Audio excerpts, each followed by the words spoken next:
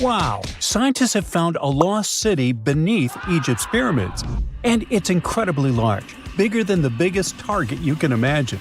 Underground chambers, passageways, and vertical structures. Scientists have no idea what purposes they serve. But let's start from the very beginning. Italian and Scottish scientists studying the Pyramid of Khafra discovered something that looked like secret tunnels under 3 pyramids. This find might change what we know about ancient Egypt. The expedition, called the Khafra Project, was led by Corrado Malunga from Pisa, Italy, and Filippo Biondi from the University of Strathclyde, Scotland. Their mission was to focus on exploring Khafra's pyramid, the second largest on the Giza Plateau. Scientists uncovered a massive structure beneath the Pyramid of Khafra. Could it be an ancient Egyptian underground city? The experts analyzed the data they had and came to the conclusion that 8 large vertical structures could be hiding beneath, possibly wells or shafts. They extend a staggering 6,500 feet across. Imagine placing 2.5 Burj Khalifas on the ground, one after another, and you get the sheer size of this find. These shafts also plunge nearly 2,000 feet underground. Some of the deepest underground stations in the world are located at a mere 380 feet underground or so. These cylindrical shafts are surrounded by spiral paths. Picture some old Gothic castle. They're connected to 2 giant, weirdly shaped chambers. Are those cubes? Or possibly bowls? Each of these chambers is likely more than 260 feet across. Now, even though we know about the structures now, no one has figured out their original purpose yet.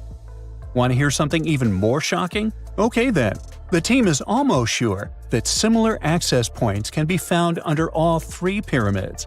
In other words, all of them might be linked by a hidden system of underground tunnels, chambers, and passages. Even deeper, about 4,000 feet under the surface, there might be more unknown structures.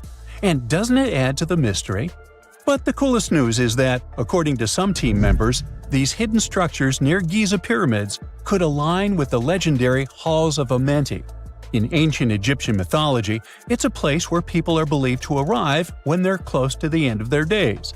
There, they are said to take a 3-day-long trial, facing their biggest fears. Now, how did scientists even discover these hidden spaces?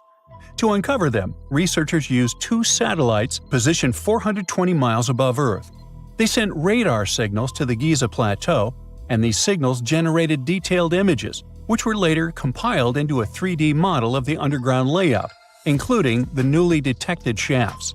Then, using synthetic aperture radar or SAR technology, which is a type of radar that can penetrate through stone, the team also spotted 5 small room-like structures hidden deep within the pyramid. One of these chambers contained a sarcophagus, which was once thought to be the tomb of Pharaoh Khafra. But now, scientists believe this was a mistake. The true burial site is likely to be elsewhere. In any case, these 5 hidden rooms were completely unknown before the scans. They seem to be arranged in the center of the pyramid and are linked to underground pathways leading somewhere below the structure. There's an opinion that these tunnels could lead to more hidden chambers and wells. Some of them might be around 4,500 years old. Wow! What if they help us solve ancient civilization mysteries? Preliminary data suggests that all this underground space can be much more than a few empty chambers. There might be many more hidden structures near the Giza pyramids. How come? Well, the thing is, the structure appears to include hollowed-out sections with spiral pathways leading even deeper underground. Refining the images hinting at this could reveal an extensive subterranean network. It might be a whole city hidden under the surface. Now, despite the excitement surrounding these findings, there are also a lot of people who don't believe in the existence of the underground city. They're skeptical about the archaeological discovery in Egypt due to the lack of peer-reviewed verification. That's why several archaeologists and radar experts have challenged the validity of the claims. They've explained that the technology used to make the discovery may not be advanced enough to produce such detailed underground imagery. According to them, the 5 smaller chambers found near the surface could be natural formations, since the area had had sacred significance long before the construction of the pyramids. Some experts have even dismissed the use of radar methods in this context altogether. They call these methods scientifically unproven and question their accuracy. The discovery has also reignited discussions about ancient Egyptian myths and the possibility of hidden texts lying somewhere beneath the Giza pyramids. The layout of the newly detected underground chambers shares similarities with mythological accounts of the Hall of Records, a rumored chamber that could preserve early Egyptian wisdom. If confirmed, these findings could significantly reshape the understanding of Egypt's sacred topography. Plus, this lost city beneath Egypt's pyramid could become physical evidence of previously unknown underground structures. That's why the Khafra project is super eager to begin excavating to confirm their findings. But getting approval from Egyptian authorities is a challenging process. The discoveries still need to undergo peer review before they are accepted by the academic community. By the way, this recent archaeological discovery in Egypt comes on the heels of another discovery involving a weird structure beneath the Royal Giza Cemetery, which researchers believe is unnatural in origin. Archaeologists used remote sensing techniques and uncovered a mysterious L-shaped structure underground in the Western Cemetery of Giza. This area is known to house burials of royal family members and high-ranking officials. Many of the tombs in the cemetery have above-ground mastabas, rectangular stone or mud brick structures with flat roofs. But there is an area in the center of the cemetery where there are no above-ground structures. To investigate this unexplored region, the team used electrical resistive tomography and ground-penetrating radar. ERT works by sending electrical currents into the ground and measuring the resistance to detect remains. As for GPR, it sends radar into the ground and maps the structures based on the radar's return. The team found an anomaly about 6.5 feet beneath the surface. It appeared to be an L-shaped structure measuring at least 33 feet in length. The readings suggested that the structure had been backfilled with sand after its construction. This made the team hypothesize that it could be a mix of sand and gravel, or possibly an air void. This anomaly was classified as a highly resistive structure, which meant it didn't occur naturally. Motoyuki Sato, the study's lead author and professor at Tohoku University in Japan, claims that the structure is not a natural formation due to its sharp shape. Another weird thing about ancient Egyptian pyramids is that historians have long believed that they were built primarily for royals and high-status individuals who had the wealth and power to create such massive structures. However, new research from the archaeological site of Tombos in modern-day Sudan challenges this assumption. The thing is, Tombos' pyramid may have served as burial sites for low-status workers as well as elites. The hard-working members of ancient communities may have found their last resting place in some of the most visible monuments, including the pyramids. Located along the Nile River in the ancient region of Nubia, Tombos became part of Egypt after its conquest of the area around 1400 BCE. That's when Egypt established the site to strengthen its colonial control. Workers at Tombos built pyramids, but those were much more modest than the famous pyramids of Giza. The research team reanalyzed 110 human skeletons from Tombos, originally studied in 2012. In particular, they examined the entheses, the areas where tendons and ligaments attach to bones. Such an analysis can give us insights into the amount of physical labor a person performed. When someone does hard labor, their bones often develop distinct crests and ridges at these attachment points due to the stress on the tendons and ligaments. And while some skeletons showed little change in their entheses, suggesting they belonged to individuals from the upper classes, others showed more serious changes. It means they belong to lower-class workers. This finding can totally challenge our earlier understanding of pyramid burials, especially the idea that only elites were buried in the pyramids, because the pyramids themselves were designed for the elite. This recent research may prove that lower-class workers may have found their final resting place in these monumental structures too. There are mysterious plasma bubbles floating around the pyramids of Giza. As bizarre as that might sound, let's get one thing clear right off the bat. There's nothing extraterrestrial going on here. Plasma bubbles are those weather anomalies that form in a layer of Earth's atmosphere called the ionosphere.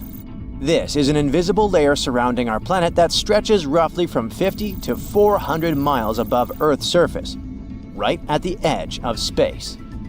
In this layer, the sun, being the giant hot power that it is, basically cooks gases, splitting them into electrically charged particles called plasma. Here's where it gets interesting.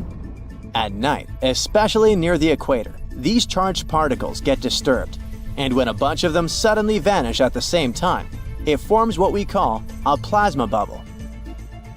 Imagine it like a big empty pocket where the plasma is missing or its quantity is lowered, but it's only considered a plasma bubble if this phenomenon occurs on a large scale, typically around 62 miles in size.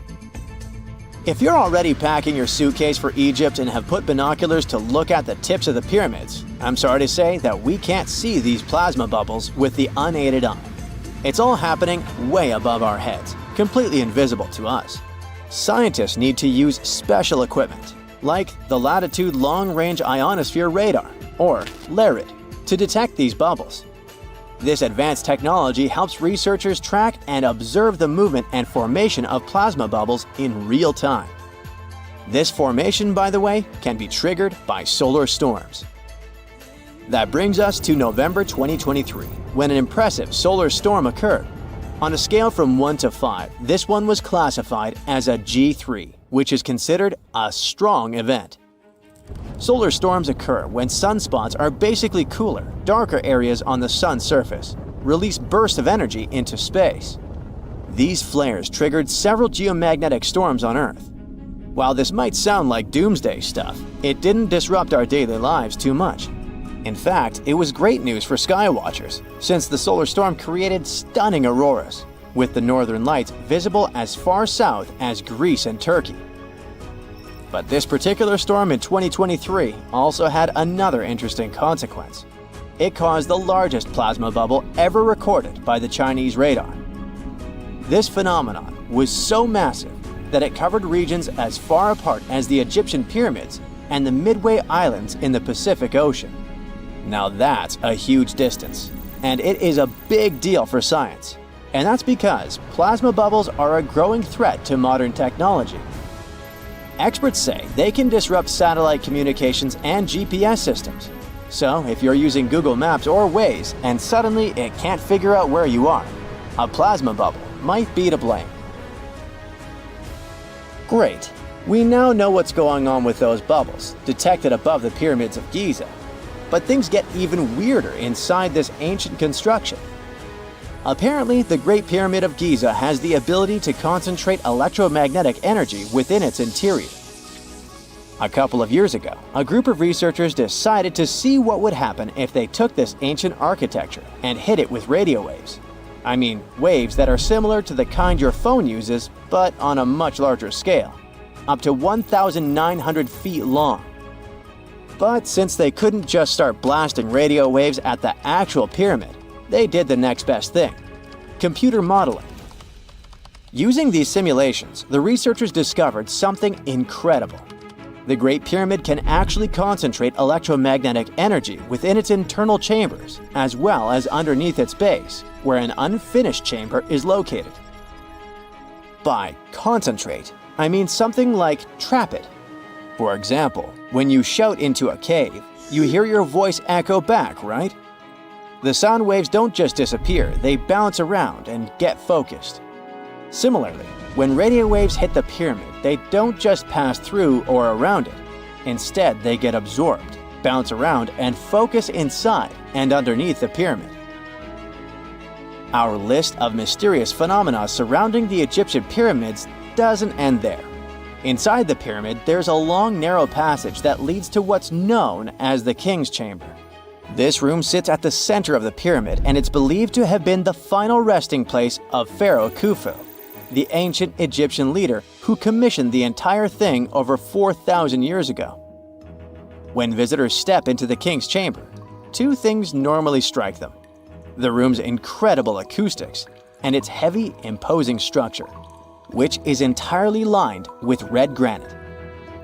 Recently, scientists have started to connect these two facts. Some researchers now believe that the king's chamber might be able to catch or pick up sound energy generated from other parts of the pyramid.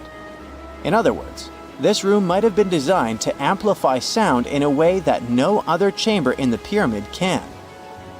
To test this theory, researchers conducted an experiment where they sang in the queen's chamber, which is located directly below the king's chamber. Here's where it gets wild. The music couldn't be heard in the lower underground rooms of the pyramid, but it sounded loud and clear in the king's chamber. One possible explanation for this is the type of stone used in the king's chamber: pink granite. Granite is known for its piezoelectric properties, meaning it can absorb energy from its surroundings, like sound vibrations, and convert it into electrical energy. This suggests that the chamber's unique acoustics might be due to more than just the shape of the room. It could be that the granite itself plays a role in amplifying and concentrating sound waves. According to scientists, these discoveries open up a whole new field of research into the pyramid's potential. Could the ancient pyramids have somehow harnessed the energy created by sound waves, or even Earth's natural vibrations? It might sound far-fetched, but considering the granite's piezoelectric properties are well documented in modern science, it's not entirely impossible. Who knows? Maybe we've only just scratched the surface of what the pyramids were truly capable of. Speaking of just scratching the surface, there's even more to think about, like how the pyramids ended up in such a perfect location.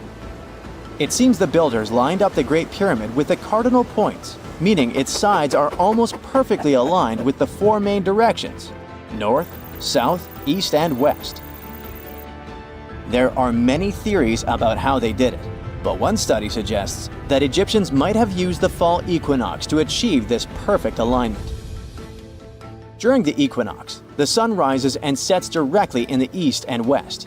It probably made it easier for builders to use the sun's position as a guide. By watching the sun during this time, they could make sure the pyramids were positioned just right. If we think about all these strange things about the pyramids, I mean their perfect alignment, the ability to concentrate radio waves, and the materials used in the chambers that might generate electrical energy, could the real purpose of the pyramids actually be much more complex than just being tombs? Well, Nikola Tesla thought so. It is said that the famous inventor and engineer was kind of obsessed with the Egyptian pyramids, and he wondered if they might actually be giant energy transmitters. He believed the shape and position of the pyramids could help them function as huge generators, capable of producing free, limitless energy. Some researchers agree with Tesla and believe that these massive monuments might have been designed as giant power plants. According to their theory, builders could have figured out how to move ions, those electrically charged particles in the atmosphere, by placing materials like copper, gold, and silver around the pyramids. So, it's definitely possible that the ancient Egyptians created a sustainable, renewable power source. Although this is a very interesting thought, we haven't been able to confirm this theory, and the true purpose of the pyramids remain one of humanity's biggest mysteries.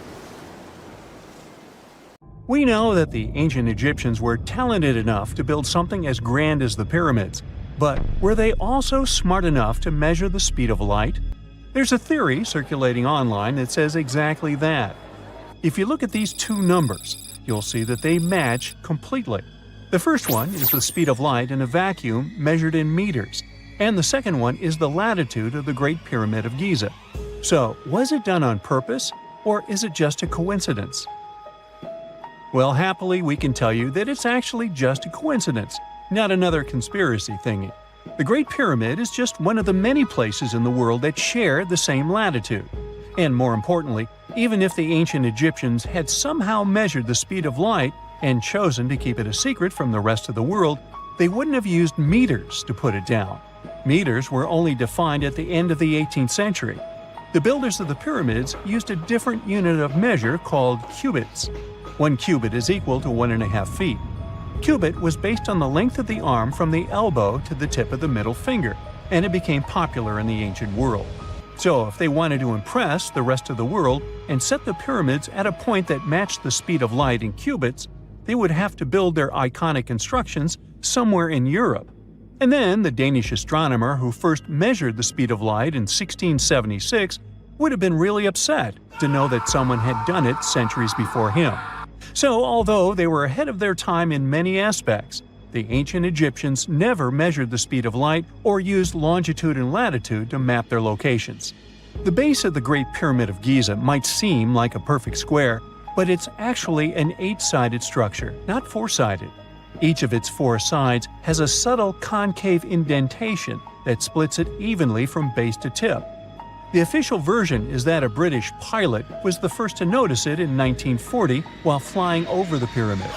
He took a photograph that showed shadows highlighting these indentations. Some people think these lines are only visible from above and can best be seen at dawn and dusk during the spring and autumn equinoxes. This has led to a freaky theory that the ancient Egyptians might have designed the pyramids to communicate with something looking at them from above. Now, the Great Pyramid is one of only 3 pyramids that used to have a swivel door. It weighed around 20 tons, but they could still easily open it from the inside. Its precise fit made it nearly invisible from the outside, with no visible latch or handle. There were only slight variations in the exterior stone that gave out an opening. The other 2 pyramids with similar doors belonged to Khufu's father and grandfather. The Great Pyramid also has a hidden void at least 100 feet long that was only found in 2017. We still don't know what lies within the space, what purpose it served, or if it is the only space of its kind. Researchers use the same tech to see through cathedral walls, Mayan pyramids, and even volcanoes.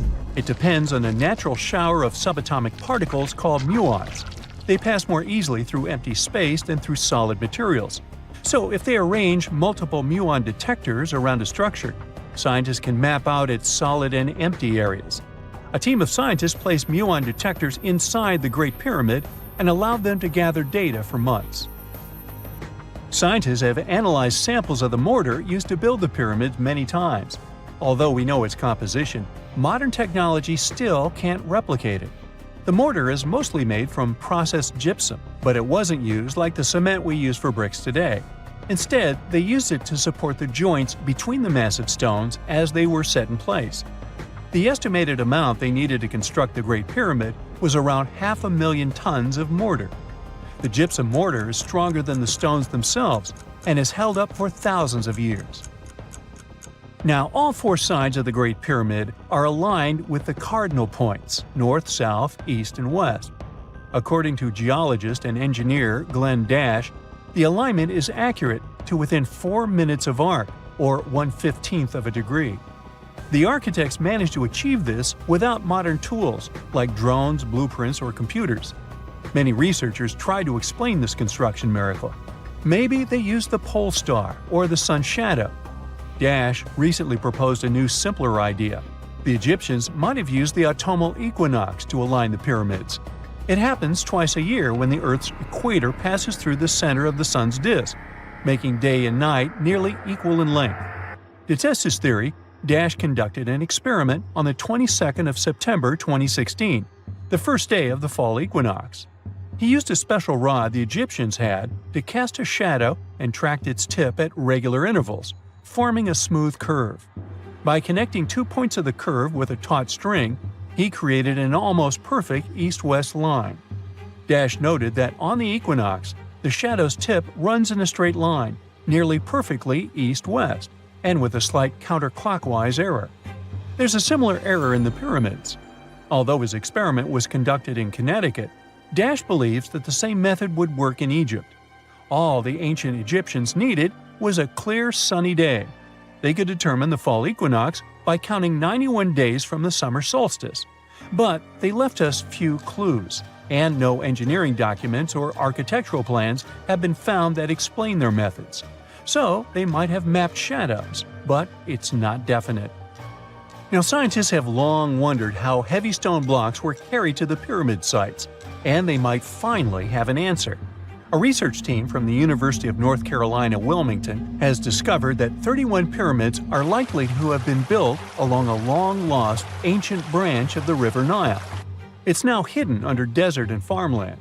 For many years, archaeologists have thought that ancient Egyptians must have used a nearby waterway to transport materials, equipment, people, and whatever else they needed to build the pyramids on the river. But up until now, they weren't certain of the location, shape, size, or proximity of this waterway to the site of the pyramids. The group of researchers used radar satellite imagery, historical maps, geophysical surveys, and sediment coring to map the river branch. They believe it was buried by a major drought and sandstorms thousands of years ago. The team managed to go below the sand surface and get images of some hidden features thanks to radar technology. They found hidden rivers and ancient structures running at the foothills of where most of the ancient Egyptian pyramids lie. The discovery of this extinct river branch helps explain the high pyramid density between Giza and Lisht, in what is now an inhospitable area of the Sahara Desert. Now, Egypt isn't the only country with the most pyramids in the world. The champion's title here goes to its southern neighbor, Sudan. It has between 200 and 255 pyramids, compared to Egypt's measly 138. They were built by members of the Kingdom of Kush, an ancient civilization that ruled the lands along the Nile River many years ago. They started erecting pyramids around 500 years after the Egyptians had stopped doing it. Their pyramids are much smaller than the Egyptian ones, but were built for the same purposes. Archaeologists are still working to find out how the pyramids in the Sudan were built, how long it took to complete them, and what happened to their society. And now we're off to almost 5,000 years ago. Let me take you to ancient Egypt, where back in 2550 BC, guess what? The construction of the Great Pyramids of Giza started. People learned to build cathedrals and skyscrapers, but it wasn't until recently that these massive buildings appeared. It's still a mystery to even modern scientists how these pyramids were built 5,000 years ago. No wonder they are one of the 7 wonders of the ancient world. They're also the oldest of them and the only wonder of the ancient world that still exists in the 21st century. It must have taken a lot of cooperation to build a thing that massive, even for today's metrics. But the Giza pyramids weren't the first pyramids ever. The first one, called the Step Pyramid, was built around 80 years before the first pyramid of Giza in 2630 BC for King Djoser. It wasn't meant to be extraordinary, but ended up being quite impressive. It was a pyramid of 6 stepped layers of stone. It was 204 feet high, which is as tall as a 19-story building. And it was the tallest building that existed at that time. It wasn't just a pyramid though, it was surrounded by a whole complex of buildings, including even courtyards. In ancient Egypt, people believed in the afterlife, so everyone, especially kings, wanted to make sure they had everything they needed to get ready for it. Here's why the pyramid complex was perfectly supplied with a lot of objects people used every day. The complex included a pyramid and a kind of a palace. Those buildings had many things the king loved and might need one day, like furniture, food, and gold vessels. After Djoser, building pyramids became common practice, but many pyramids weren't finished. It would usually take about 20 years to build one, but many rulers reigned way less than that. Overall, there are more than 100 pyramids. The most famous pyramids are the Great Pyramids of Giza. The first one and the biggest one was built for Pharaoh Khufu, around 2550 BC. Initially, it was 481 feet tall, which is as tall as a 40-story building.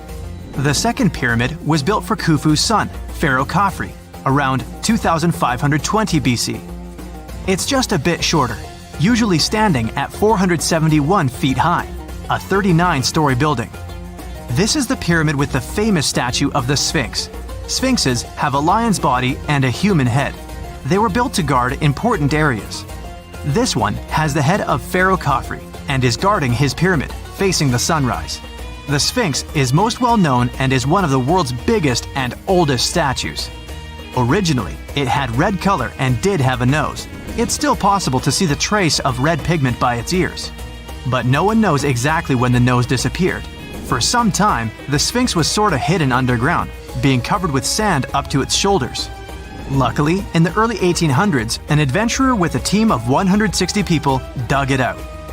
The third pyramid of Giza is the smallest one, being more than twice shorter. Originally, it was 218 feet high, about the height of a 20-story building. Built in 2490 BC, it was a pyramid for Khafre's son, Menkaure. The pyramids are designed to align with the points of the compass, and their sides symbolize the rays of the sun. But back at the time, there were no compasses. Ancient Egyptians figured out the directions themselves, and with amazing precision. To align the pyramids, they used two constellations. Originally, the pyramids were covered in smooth white limestone and had a gold-silver top to reflect the sun. Later, the white limestone was taken from the pyramids by other kings and used for other buildings.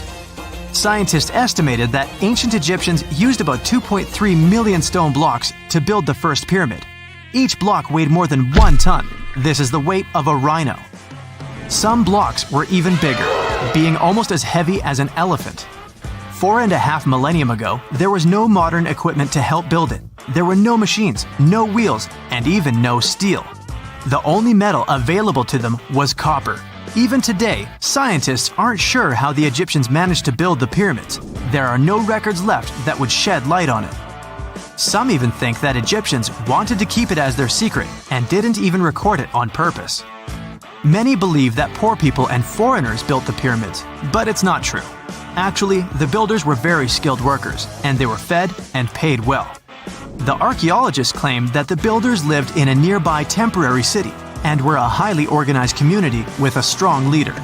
Scientists say that around 20,000 people worked on each pyramid complex, and it took about 20 years to build each. It probably was a national project. The construction site was large in resources, and food and essentials were likely to be contributed from all parts of Egypt. Even with all that support, it remains unclear how people managed to cut, transport, and assemble those huge stones. One of the theories suggests the stones were most likely transported on boats down the Nile River. Then, there was a harder part. They had to be moved to the construction site. For that, they probably used wooden sleds. It wasn't very hard to pull them because the sand mixed with the right amount of water was pretty slick. And 10 people could move a sled even with a rock weighing 1 ton pretty easily. Finally, one last problem.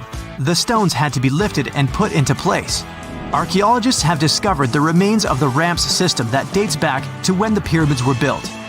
Most likely, the Egyptians designed a unique system to move and pull huge stone blocks, but no one knows what it looked like exactly.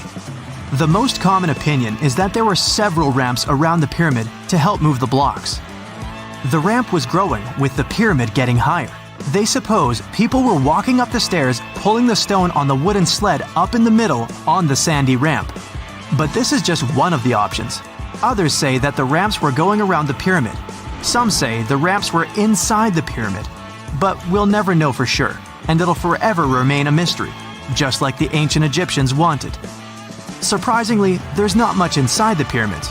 Most of it is just solid stone with very little open space. But let's take a quick look inside the biggest of the pyramids of Giza.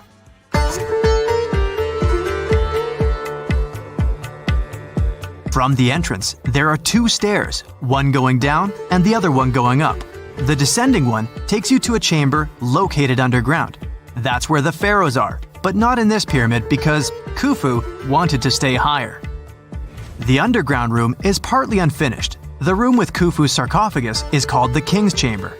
It's upstairs and then through the tall and long Grand Gallery. Below the King's Chamber, there's a room called the Queen's Chamber. There are no queens though, and no one is sure why the room is called this. Unfortunately, none of these have any hieroglyphs on the wall. They're just bare. If you want to see them, you should go to the other rooms that are decorated. Those pieces of art are depictions of ancient Egypt's culture and daily life. The texts allow researchers to study their language and grammar. Sadly, the treasures that once were here in the pyramid are long stolen. From that room, there are several tunnels for an unknown purpose. There are many tunnels and passages inside the pyramids. There are many chambers and shafts and secret ways. Scientists have been sending little robots with cameras there for some decades already. And the robots did discover another chamber a bit upstairs with hieroglyphs on the walls.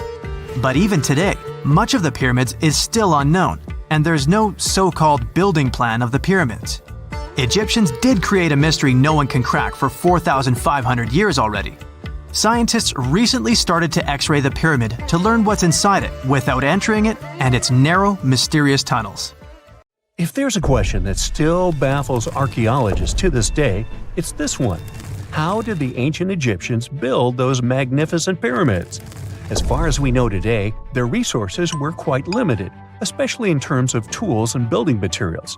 We still don't have a fully satisfying answer, but hey, we've got some pretty amazing theories worth considering. The leading contender among these theories involves the clever Egyptians employing a sneaky strategy. Now picture this. They constructed a slanted and curving mound made of bricks, earth, and sand encircling the pyramid to be. As the pyramid grew taller and taller, they simply increased the height and length of this wacky structure. It's like they were playing an ancient game of Jenga. Now, how did they get those massive stone blocks up there? Well, according to the legendary ancient Greek historian Herodotus, they used sleds, rollers, and levers. It sounds like they turned construction into a supersized game of tug-of-war. And guess what? Herodotus also claimed that the Great Pyramid, the one from Giza, the granddaddy of them all, took a whopping 20 years to build. There's more. Herodotus also dropped a mind-boggling number on us. 100,000 men were supposedly involved in this pyramid extravaganza. Did they hire the entire Egyptian population? Well, it might not be as far-fetched as it sounds. These men were probably mostly farmers, so they probably focused on the pyramids when there wasn't much work to be done in the fields. Like during the flood season of the Nile River. Obviously, specialists in the archaeological community had something to add to this theory. By the late 20th century, they discovered some evidence that suggests the workforce might have been smaller and more permanent than previously thought. Instead of a massive army of 100,000 pyramid builders, they proposed that a modest crew of around 20,000 workers, accompanied by support personnel like bakers, physicians, and even spiritual leaders, could have gotten the job done. There was also this theory that claimed that the pyramids were actually built from the top downward. It suggested that these colossal structures were nothing more than isolated hills used as quarries. The stones were supposedly drawn from these hills, and over time, competing engineers took charge and transformed them into the iconic pyramids we know today. Now, before you dismiss this theory as a wild fantasy, some folks thought it wasn't completely crazy. After all, there are instances where isolated hills exist, so maybe this theory had a tiny glimmer of truth. Whether it involved ramp building or ingenious work schedules, one thing is clear. Those pyramids have definitely left their mark on history and on our imaginations. Now, speaking of ancient Egyptian mysteries, there's this gigantic unfinished obelisk sitting in ancient Egypt, and scientists are trying to figure out how it was shaped. Now, some people suggest that our industrious ancestors used handheld pounders to get the job done. One expert has a different take on the matter, though. He argues that if we take a closer look at the pattern left behind by the shaping tool, we'll notice something peculiar. The walls of the trenches surrounding the obelisk display a neat and even pattern, which is pretty unlikely if they were pounded away by mere mortal hands. According to this expert, those horizontal striations are usually the result of a tool that takes breaks while removing material, leaving its mark on the surface. But wait, there's more. Imagine the tool being rocked back and forth against the trench walls, clearing away the waste to keep the trench from narrowing. Well, in that case, the tool might have left some funky horizontal striations where it was pressed against the sidewall. This sounds like some fancy technology at play, don't you think? And guess what? The dynastic Egyptians probably didn't have access to that kind of know-how. Another famous Egyptologist from way back also uncovered a bunch of core drills during his adventures. Although the actual drill bits are missing, his collection houses these particular core remnants made of limestone, alabaster, and even granite. These constructions aren't the only amazing thing the ancient Egyptians left behind, though. As it turns out, the Egyptians were the genius minds behind the creation of the handheld mirror. Yeah, that little mirror you use every day to check yourself out. But here's the twist. These mirrors are like pieces of art. They were decorated with inscriptions and figures. But that's not all. The Egyptians had a serious concern with their appearance. They knew the importance of personal hygiene and looking fabulous. So, in their quest for pearly whites, they invented toothbrushes and toothpaste. Dental problems were pretty common back then, and their smiles weren't exactly all white. Dentistry wasn't their strongest suit, you see. Maybe their minds were distracted by all that pyramid building. So that doesn't mean those ancient toothpaste recipes weren't amazing. One delightful concoction included rock salt, mint, dried iris petals, and pepper. Some brave dentists in the 21st century tried it out, and it worked pretty well. Ground-up ash was also used in another recipe to create a tooth cleansing paste. Mint was missing, so that didn't do much for their breath. That's when the genius Egyptians came up with the world's first breath mints. They made tablets from heated spices like cinnamon, and they mixed it with honey. Now, let's shift gears to home decor, Egyptian style. They surely took ornamentation to the next level. While the concept of decorating furniture started in Mesopotamia, the Egyptians cranked it up a notch. They went all out with different colors of ink and even developed various weights of paper. Oh, and let's not forget about those cute little area rugs we all have in our homes today. Guess who came up with the idea? Yep, the Egyptians. They used the versatile papyrus plant to make those cozy rugs. And speaking of trends, the Egyptians loved their knickknacks. They had an assortment of small figurines in the shapes of cats, dogs, and people. These statues were made from various materials, like simple sun-dried mud to the ultimate bling of gold. It all depended on how loaded you were. The Egyptians were also all about farming, and they knew that clean water was crucial for their crops and animals. That's why they came up with some nifty inventions and techniques to make sure their land was fertile and their plants were happy. First off, they had the genius idea of using ox-drawn plows. They had two types of plows, heavy and light. The heavy plow would strut its stuff, cutting deep furrows in the soil, while the lighter plow followed behind, fluffing up the earth. But they didn't stop there. After plowing, the Egyptians would break up clumps of soil and sow the rows with seeds. To give those seeds a good old squish into the furrows, they'd march their livestock across the field, effectively closing up the furrows. But hey, all that hard work would be pointless if their seeds were as dry as the Sahara. That's where irrigation comes into play. The Egyptians were so good at it that other cultures, like the Greeks and Romans, couldn't help but copy their techniques. Now let's switch gears and talk about the marvelous architecture of ancient Egypt.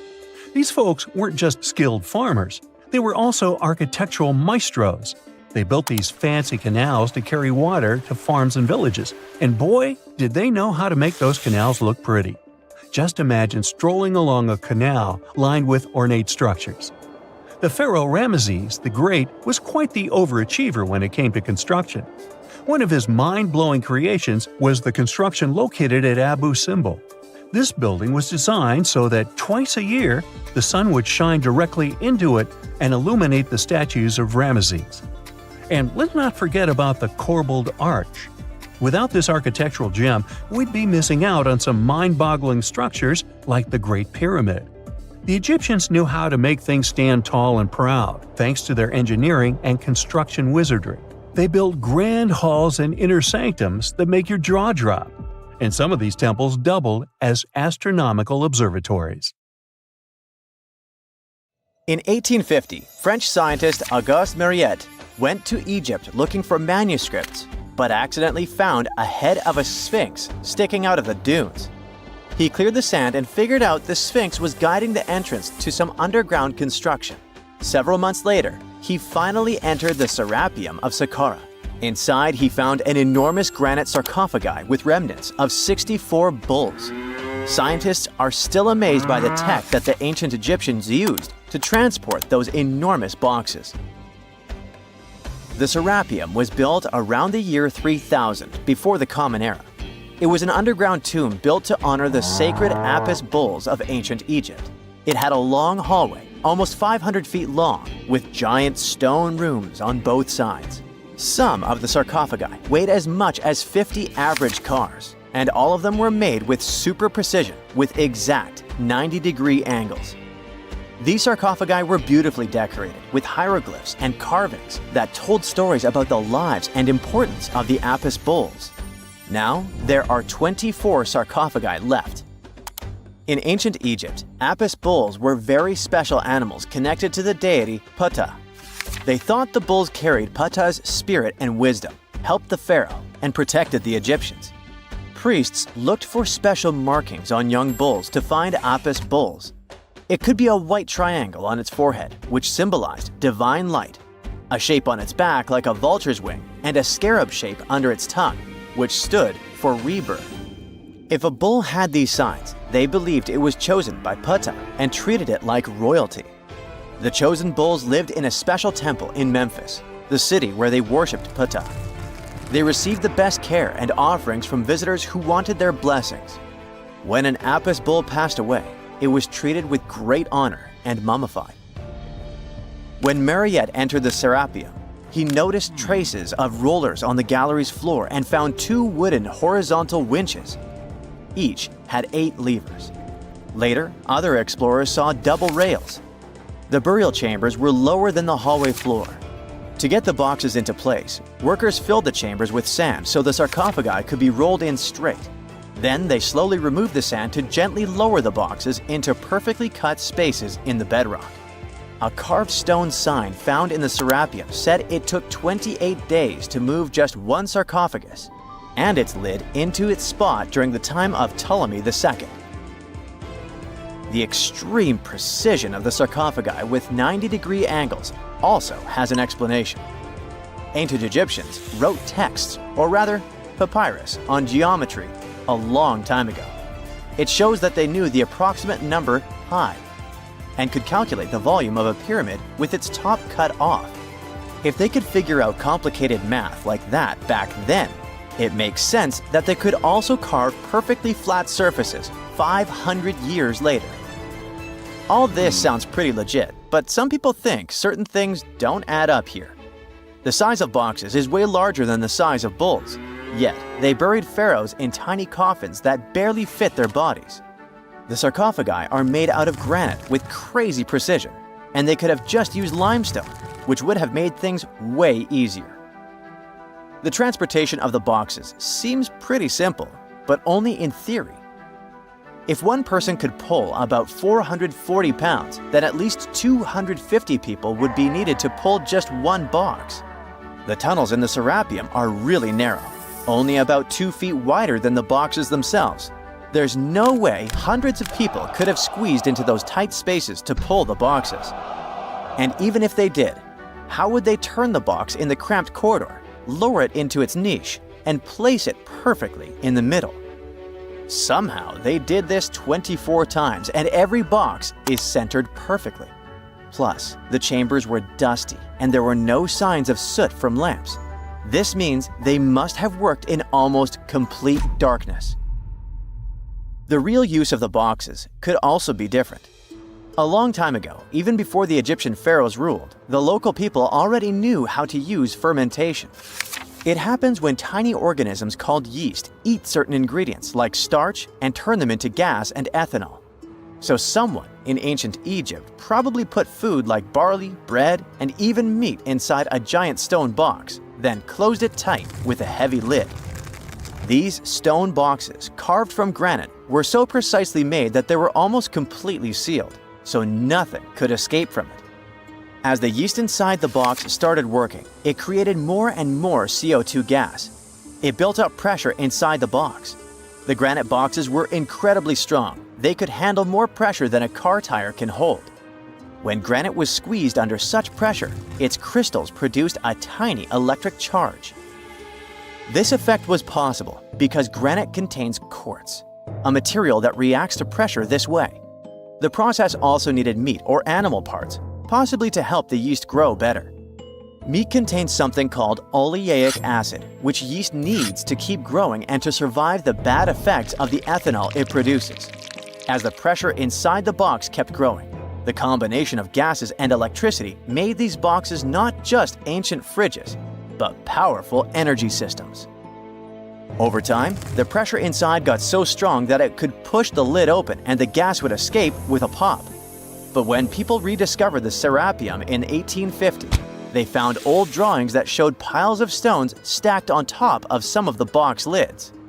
So, someone long ago probably tried to make the lids even heavier by adding extra weight to make it harder for the gas pressure to push them open.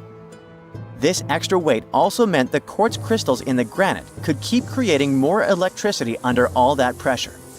If someone opened one of these stone boxes thousands of years later, they would only find bones from bulls that were placed in the box.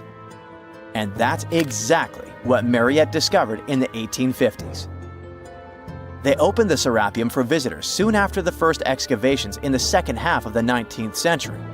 Prince of Wales even had a luncheon with his guests in one of the sarcophagi. Sands and earthquakes made the site inaccessible for a while, but now you can visit it again and try to solve the mystery yourself. With new tech, we could have answers to many other historical mysteries soon. A team of scientists at Chicago's Field Museum of Natural History recently used a special CT scanner to learn more about ancient Egyptian mummies without unwrapping them. They gently rolled 26 mummies on custom carts out to the parking lot, where the scanner was waiting. It took thousands of detailed X-ray pictures of each mummy and their coffins. When all the pictures were put together, they created 3D images that showed what was inside, the skeletons, and some artifacts. The scientists hope these images will help them understand ancient Egyptian burial practices from over 3,000 years ago. Even though the scanning process only took 4 days, it might take 3 years to study all the data. But scientists were able to learn some personal details about the mummies. One of the most popular mummified individuals at the museum, Lady Chineta, was a woman who lived in ancient Egypt about 3,000 years ago. It looks like she passed away in her late 30s or early 40s. To make sure her body looked complete for the afterlife, embalmers put stuffing in her neck to keep it from collapsing. They also placed artificial eyes in her sockets, so she would have eyes in the next world. She was wrapped in fancy linen and placed in a beautifully decorated coffin. The scans revealed that it had been carefully crafted with a slit at the back, which embalmers used to fit the body. There were also some artistic details on the surface, like markings for her knees. It looks like her burial was on the scale of a high-end luxury car.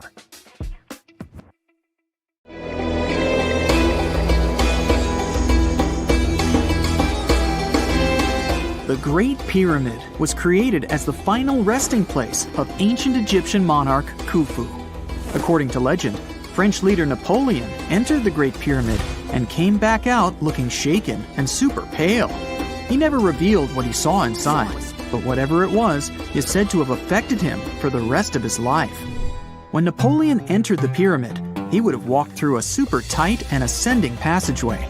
He'd then go through another passageway, known as the Great Chamber. This corridor would have been much taller than the previous one, and would have cobbles too. He'd then reach the King's Chamber, the centerpiece of the Great Pyramid, which was lined with huge blocks of granite. But it wouldn't have looked as grand as we might imagine. There are no hieroglyphics decorating its walls, as Egyptians only began decorating the burial chambers of pyramids much later on.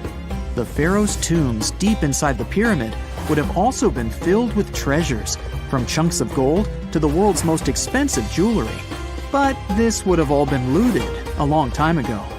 The only thing that probably would have been left in there would have been a huge sarcophagus, which would have once contained the king's mummy. He'd also have to walk past the queen's chamber. This room most likely didn't hold any queens though, as pyramids were usually only built for one person. There are mysterious tunnels leading from here. To this day, no one is really sure what they're there for. And that's not the only mysterious and creepy thing Napoleon may have encountered, as stories of pharaohs leaving ancient curses on pyramids go way back. Many pyramids had warnings written on the outside, telling of horrifying things that would happen to those who entered and disturbed the peace. We might not know what exactly Napoleon found in the Great Pyramid that scared him so much, but we know for sure what was found in Tutankhamun's tomb. Tutankhamun was an ancient Egyptian pharaoh who was only 8 or 9 years old when he took to the throne. He became a cultural phenomenon when his tomb was discovered almost completely intact in 1922. His pyramid sits in the Valley of Kings in Thebes, modern Luxor, which is in Egypt. Unlike the Great Pyramid, Tutankhamun's tomb was covered in beautiful wall decorations. The walls told the story of how he would travel to the afterlife through the underworld. Egyptians believed all people would have to take this journey, so they would fill their tombs with objects and paintings to help them get there. There'd also be spells painted on the walls. They believed this would help people pass over to the next realm.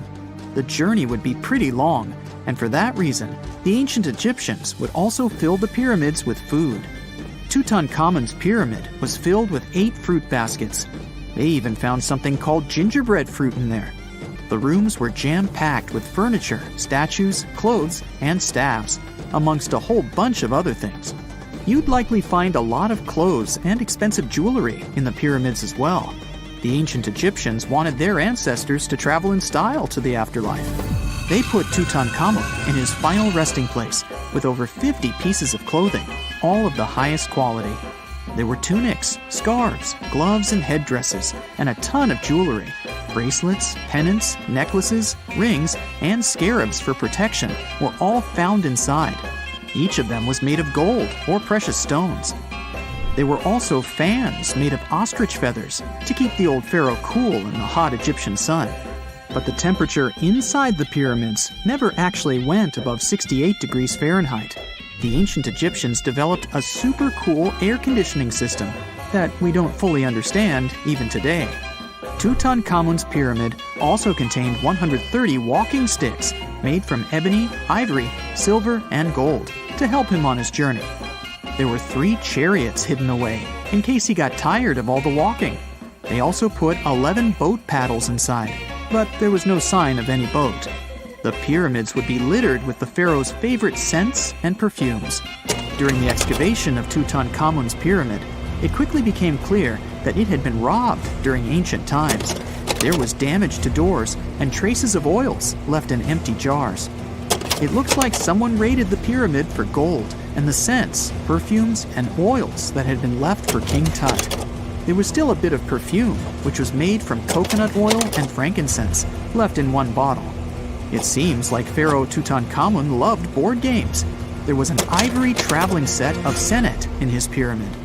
Although we don't know for sure exactly how to play it, we have figured out it was sort of an ancient Egyptian version of backgammon. It looks like it was a 2-player game where the goal was to knock your opponent off the board. Not really sure who Tutankhamun's mummy was supposed to play with, though. The ancient Egyptians had some rituals that may seem pretty strange to us. For example, they used to shave their eyebrows off if they ever lost a cat. So it's not too surprising they put some really weird things inside pyramids. Archaeologists discovered a collection of mummified cats and scarab beetles in pyramids that date back more than 4,000 years. They were found in the pyramids of Saqqara, which is south of Cairo. They also found a bunch of makeup kits and mirrors inside. Makeup was worn proudly by both men and women in ancient Egyptian times. Eyeliner was the most popular cosmetic. The Rosetta Stone was one of the best discoveries ever made in pyramids. It was found by our man Napoleon Bonaparte and his team. It's a black granite rock that dates back to 196 BCE. It's transcribed in Greek, Demotic, and hieroglyphic.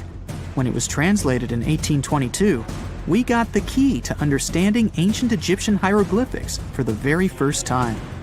The discovery of Queen Hatshepsut's mummy in 1903 changed our understanding of the Egyptians forever. After she had passed away, her successor, Thutmose III, removed most of the evidence of her reign, so we basically knew nothing about Egypt's first great female leader. She's now gone on to become one of the few and most famous female pharaohs of Egypt. Pharaoh Khufu even had a fully fledged boat in his pyramid.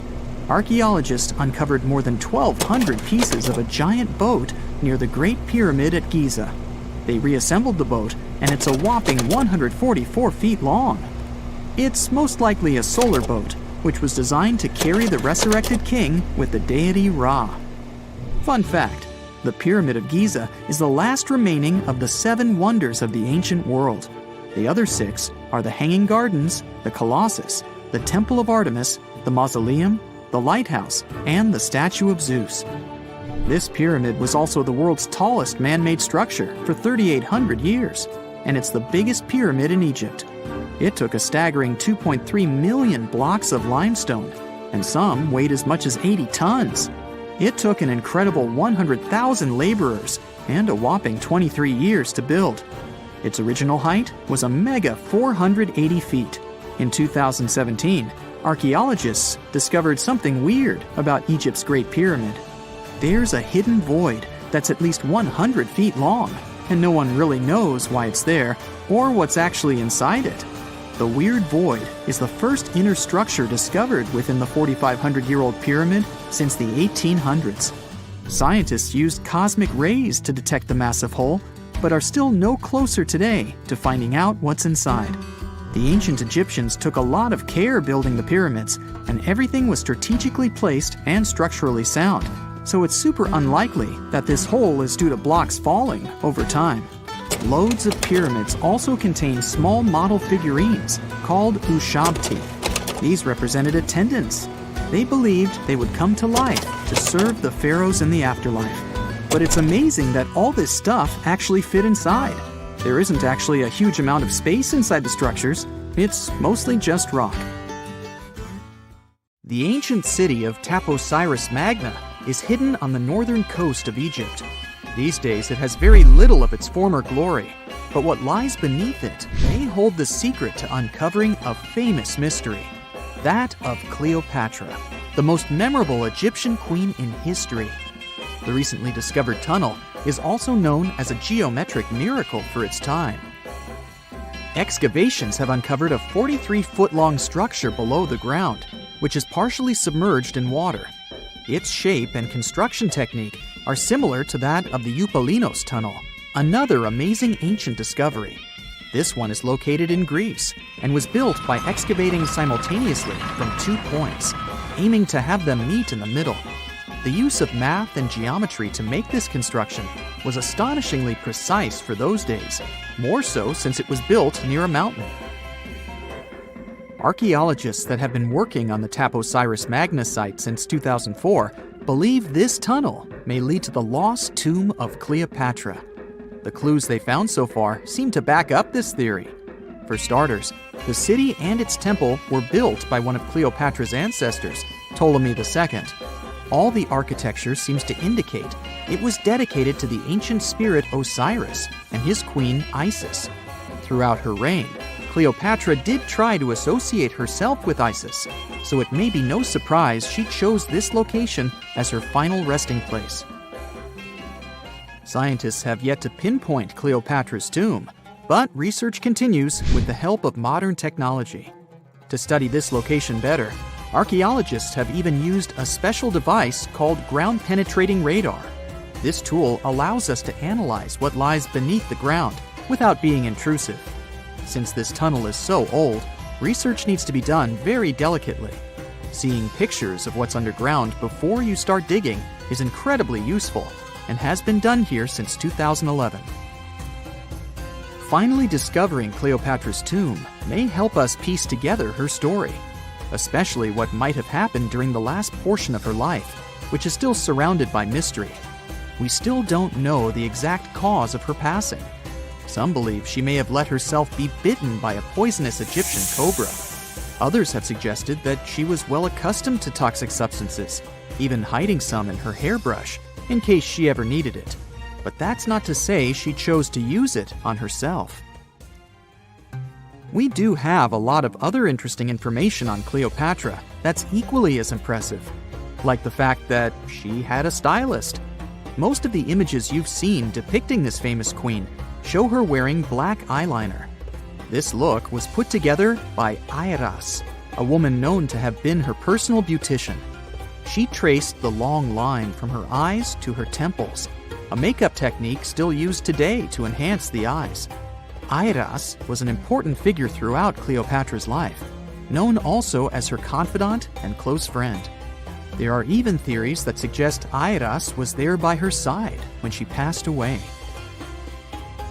Despite her well-thought-out looks, Cleopatra wasn't as pretty as she's described. Or at least, that's what recent research has pointed out. Sure, if we look at movies and modern imagery, she's depicted as this incredibly beautiful woman with symmetrical and delicate features. However, if we look at coins showcasing her image from back in the day, her looks are rather average. Her image on the coins might have been adjusted too, to make the queen look stronger in the eyes of her people. So there is no trusted source available to confirm her image, but her description in most pieces of ancient literature speaks of her other qualities, like her voice and personality, not of her beauty. Cleopatra might have been the most famous Egyptian queen to this day, but she wasn't the first choice. She did have an older sister, Berenice, that was initially supposed to take the throne. Berenice passed away before she could do that, so Cleopatra took on the role and began investing in her education. She traveled throughout the country quite frequently, so she could become accustomed to her people and their needs. She was only 18 when the responsibilities were passed down to her, and immediately gained popularity because of her intelligence and education. Her taste in literature was quite good too. She was known to be a fan of Homer, the famed Greek philosopher and poet. Cleopatra loved to write as much as she loved to read. There are even claims that she wrote a book on medicine and cosmetics, but we have no evidence to this day that such work ever existed. Part of being a great leader back then meant you had to speak multiple languages. Cleopatra clearly understood that, and that's why she's rumored to have known many languages to varying degrees. Some archaeologists suggested she spoke Greek, Egyptian, and Ethiopian, as well as many Arabic dialects. She might have even spoken Latin, but there's little evidence to support this claim. She might not have had angelic looks, but Cleopatra was really careful with the way she looked, even with her diet. She was known to have enjoyed simple meals, including a variety of fish. Since she lived close to the Mediterranean Sea, it's really no surprise. As a treat, she liked to eat stuffed pigeons, which she also served to her guests. Other dishes on the menu included vegetables and fava bean soup. Fruits and nuts weren't missing from her diet either, and she was also a big fan of honey. Recently, a team of experts has even tried to recreate her famous perfume. Think of it like the ancient equivalent of Chanel No. 5. Cleopatra was known to be a fan of luxurious scents, which she believed could even influence how people treated her when they met. The basis of this scent is myrrh, a resin gathered from a local tree. Other ingredients added to the mixture were also found back in the day, like cardamom, olive oil, and cinnamon. The results may not be quite as delicate as the perfumes we know and use today. Its consistency was way thicker, and the scent lasted way longer. When she was at the height of her power, Cleopatra might have been the richest person in the world. Back in the day, she ruled over a territory that stretched across the Mediterranean, from modern-day Libya in the west through Egypt to Syria in the east. This is the largest territory ever ruled over by a woman. In today's currency, her worth might have been somewhere around $95 billion. The calendars we use today may have been introduced by Cleopatra herself. She presented the idea of leap years and leap days to Caesar, the Roman emperor she was known to have been close with. Taking her advice, Caesar made these adjustments part of the official Roman calendar. The ancient Egyptians already knew the year was longer than precisely 365 days. They discovered this by studying the brightest star in the sky, called Sirius, and concluded that a year is actually 365 1/4 days long. It was Elizabeth Taylor that famously introduced Cleopatra to pop culture when she played her in the 1963 film bearing the same name. Up until that point, it was the most expensive film ever made. It was originally supposed to cost somewhere around $2 million, but ended up costing a mind-boggling $44 million. That's mostly because of script and production issues. To make this iconic movie, producers created 79 sets from scratch, as well as over 26,000 costumes for the cast. Elizabeth Taylor's Cleopatra costumes alone cost somewhere around $200,000. Thankfully for the producers, the movie made headlines and was well received by critics, making it a box office success. A lot of people associate Cleopatra with another famous Egyptian ruler, King Tutankhamun, nicknamed King Tut. Surprisingly, apart from both of them being Egyptian pharaohs, they have nothing else in common. For starters, King Tut lived around 1300 years before Cleopatra did, and there is also no connection regarding their ancestry. Cleopatra had Macedonian Greek roots, while King Tut was a native Egyptian.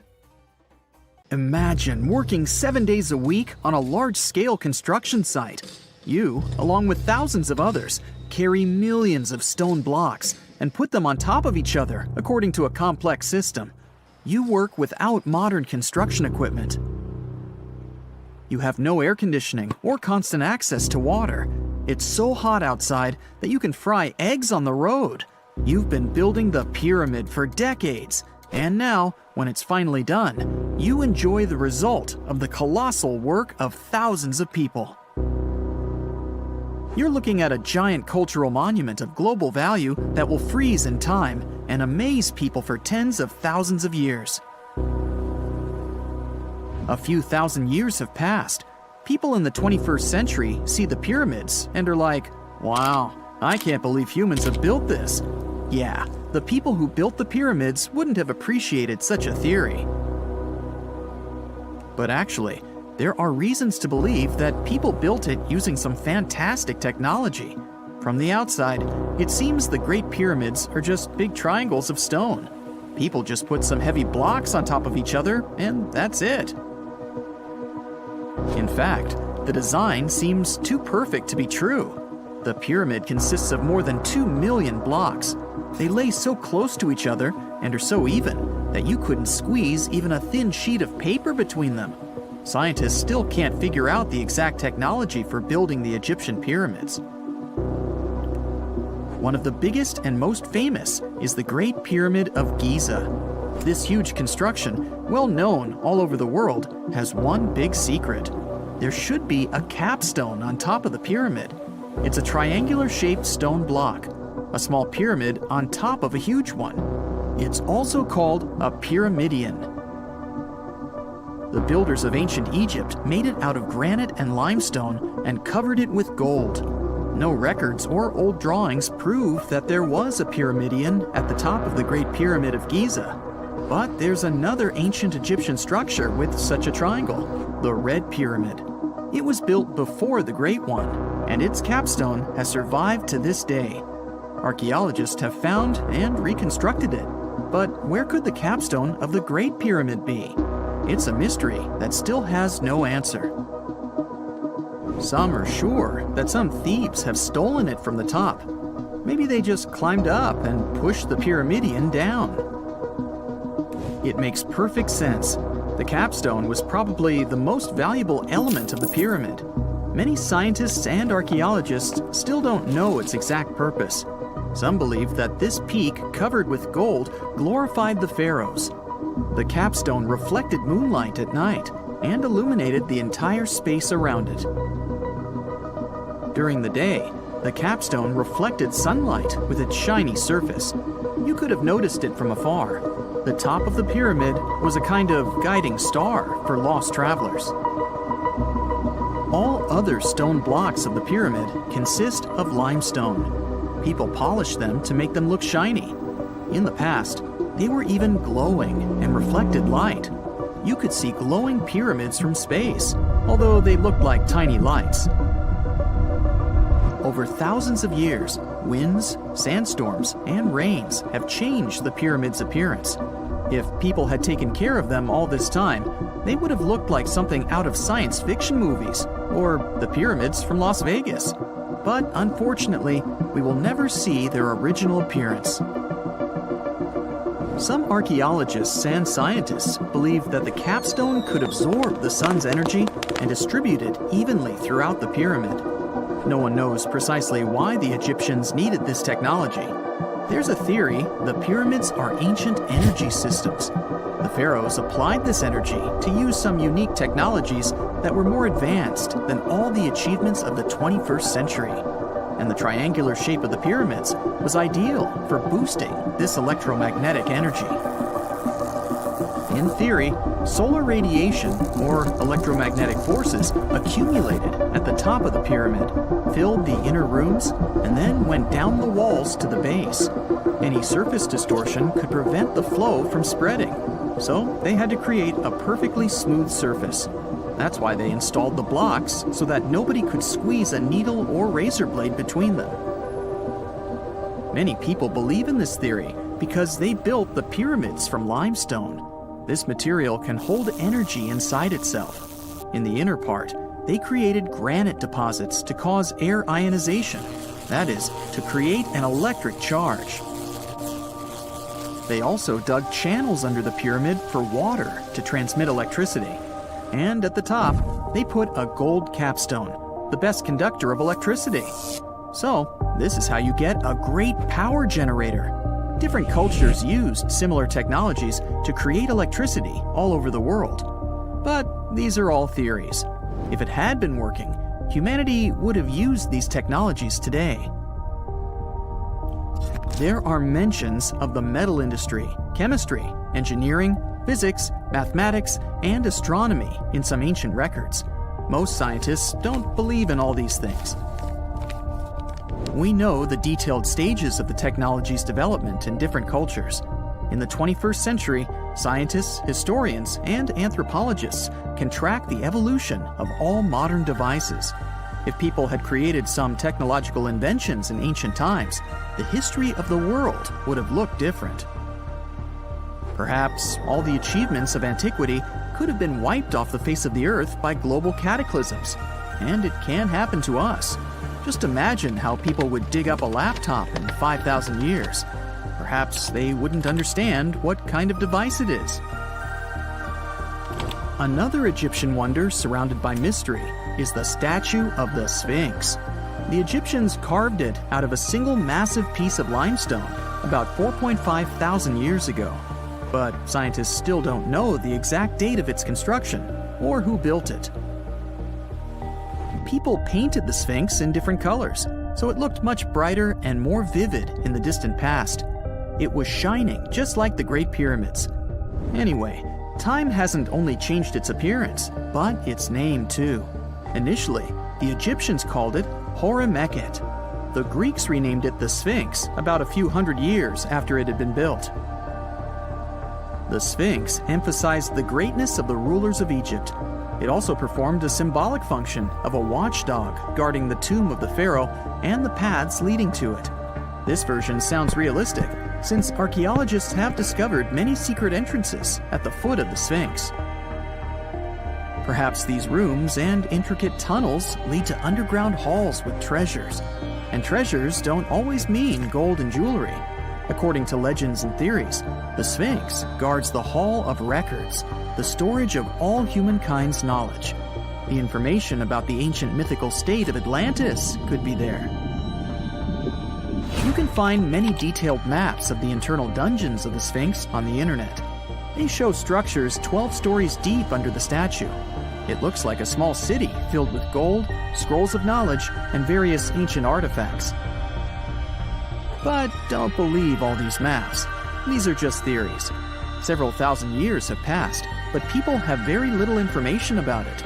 Archaeologists know that there are still many strange and exciting things about the Sphinx that are still undiscovered. Some locals are afraid to research because they believe they can awaken something terrible from the underground depths. Therefore, it's mostly scientists from other countries who conduct the excavations. In 1998, scientists discovered strange tunnels leading to empty rooms under the Sphinx. They realized that some people tried to get there through tunnels in the past, and maybe those people took all the treasures that were there. One of the legends says that some powerful artifact lays beneath the Sphinx. Its technology can change the whole world, but the locals are hiding it because it can damage the planet.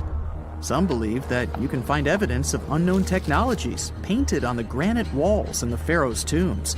But most likely, these paintings and signs tell us the myths and legends of ancient Egypt. But what if Egyptian symbols and drawings are detailed instructions for using ancient technologies? What if the locals that lived at that time thought, People in the future won't be able to get energy themselves. Let's leave some detailed instructions for them. Anyway, there are many riddles and theories. In reality, the search for answers is a dangerous undertaking, since it's not easy to get into the underground halls. Excavations can ruin the structure of the entire Sphinx. Any person inside the tunnels may get lost and never be able to find their way back. Besides, it costs a lot of money.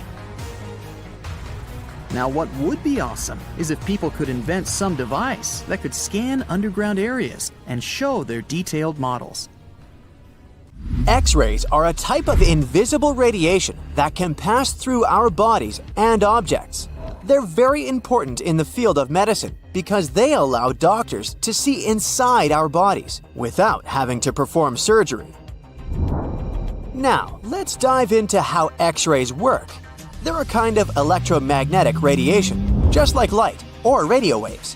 However, they have much higher energy than light, which makes them able to go through objects that light cannot.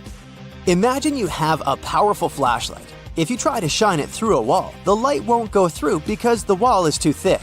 But these rays have enough energy to go through walls and even our bodies.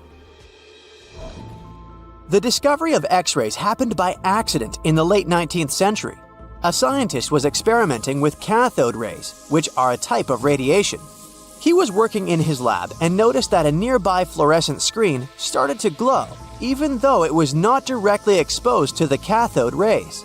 He realized that something invisible was causing the fluorescence, and he named it X-ray, because X is the mathematical symbol for something unknown. He continued experimenting with such rays and discovered that they could pass through many objects, like flesh and bones, but not through denser materials like metal. He also found that X-rays could create images on photographic plates, just like a camera takes pictures. The way this works is quite fascinating. Imagine you're standing in front of a bright light and you hold your hand in front of your face. Your hand blocks the light and you can't see through it. But if you place a sheet of tissue paper in front of your hand, some light will pass through, and you'll be able to see the outline of your hand. X-rays work in a similar way. When a doctor wants to take an X-ray of a part of your body, they will ask you to stand or lie down next to a machine. This device has a special plate that can capture the image. Let's say the doctor wants to further examine your arm. They will place the X-ray plate on one side of your arm and the machine on the other side. Then, the machine will produce a controlled burst of X-rays that pass through your arm. Remember how we talked about the tissue paper allowing some light to pass through? Well, in this case, some of those X-rays will go through your arm, while others will be absorbed or blocked by the denser parts of your body, like bones. The plate captures the X-rays that pass through your arm, and it creates an image. This image shows the bones and other structures inside your body, allowing the doctor to see if there are any problems or injuries. Now, you might be wondering why X-rays can pass through some things but not others. It has to do with the density and composition of the objects. Denser materials like bones absorb more X-rays, so they appear white in the image. So when you look at the result, you'll see your bones as white shapes. Other tissues like muscles and organs are less dense and allow some of those rays to pass through, so they appear as gray shadows. What if I told you there's a whole new way you can peek inside objects, but without using X-rays? I'm not talking about magic powers. Take a comfortable seat while I explain what mutography is. This fascinating scientific technique allows us to see inside objects and even beneath the Earth's surface using a special type of particle called a muon. These elementary particles are very similar to electrons, but they're much heavier. They are created high up in the Earth's atmosphere when cosmic rays, which are particles coming from space, collide with the air molecules. Now, muons are special because they can pierce through different materials. They can pass through rock, soil, and even buildings. Scientists realized this potential back in the 1950s when they were studying cosmic rays and noticed that some of the particles could pass through thick materials. The first muography experiments took place in the 60s. Specialists discovered that muons can be detected using special devices called muon detectors. These detectors are usually placed underground or in specially designed laboratories to shield them from other particles and background radiation. Now let's dive into how muography actually works. Imagine you have a large object, like a pyramid, a mountain, or even an ancient statue, and you want to see what's inside without damaging it. First, detectors are positioned around the object or in the area you want to examine. These detectors are sensitive to muons and can track their paths. When such a particle passes through a detector, it leaves a trace, like footprints in the sand. By collecting data from multiple detectors, scientists can reconstruct the paths. Here's where things get really cool. The Earth's atmosphere acts like a natural filter for muons. It turns out that the more massive an object is, the more particles it will block. So, if you have a large, dense object like a mountain, fewer muons will pass through it compared to a smaller, less dense object, like an empty box. This difference in the number of particles that reach the detectors can give us clues about what's inside the objects. Scientists use computer algorithms and mathematical techniques to analyze the data and create images. These images represent the density distribution of the object being studied. It's like creating a map that shows where the densest areas are and where there's gaps inside the object. The concept of muography is similar to using shadows to understand the shape and size of an object. Imagine you're standing in front of a bright light and you place your hand between the light source and a wall. You'll see a shadow of your hand on the wall. Based on the shape and size of the shadow, you can get an idea of what your hand looks like, even though you can't see it directly. This technique has been used to study various objects and structures. For example, scientists have used it to explore the inside of volcanoes and pyramids, and even to investigate the structure of mountains and the Earth's crust. With the help of this amazing technique, scientists have now uncovered new information about the Great Pyramid of Giza. They discovered something that had eluded tomb raiders for centuries. They found a hidden chamber, and guess what they named it? The Big Void. Yeah, I know, not the most creative name. They even used 3 different muon detection techniques just to be super sure that it was indeed a big, mysterious void inside the grandest pyramid of them all. Once news got out about this mind-boggling discovery, Egyptian authorities couldn't resist the temptation to explore further. So, they brought in an endoscope camera to confirm the existence of this epic void. So, they inserted a camera through one of the openings underneath the entrance, and voila! It revealed a corridor. More so, the corridor had a chevron ceiling. I can't help but imagine the ancient Egyptians using it as a cool dance floor. Another team of scientists decided to take another shot at scanning this newfound void. According to them, the Great Pyramid of Giza is a pioneer in the pyramid game. It used a technique called chevron to cover internal structures and keep them from collapsing.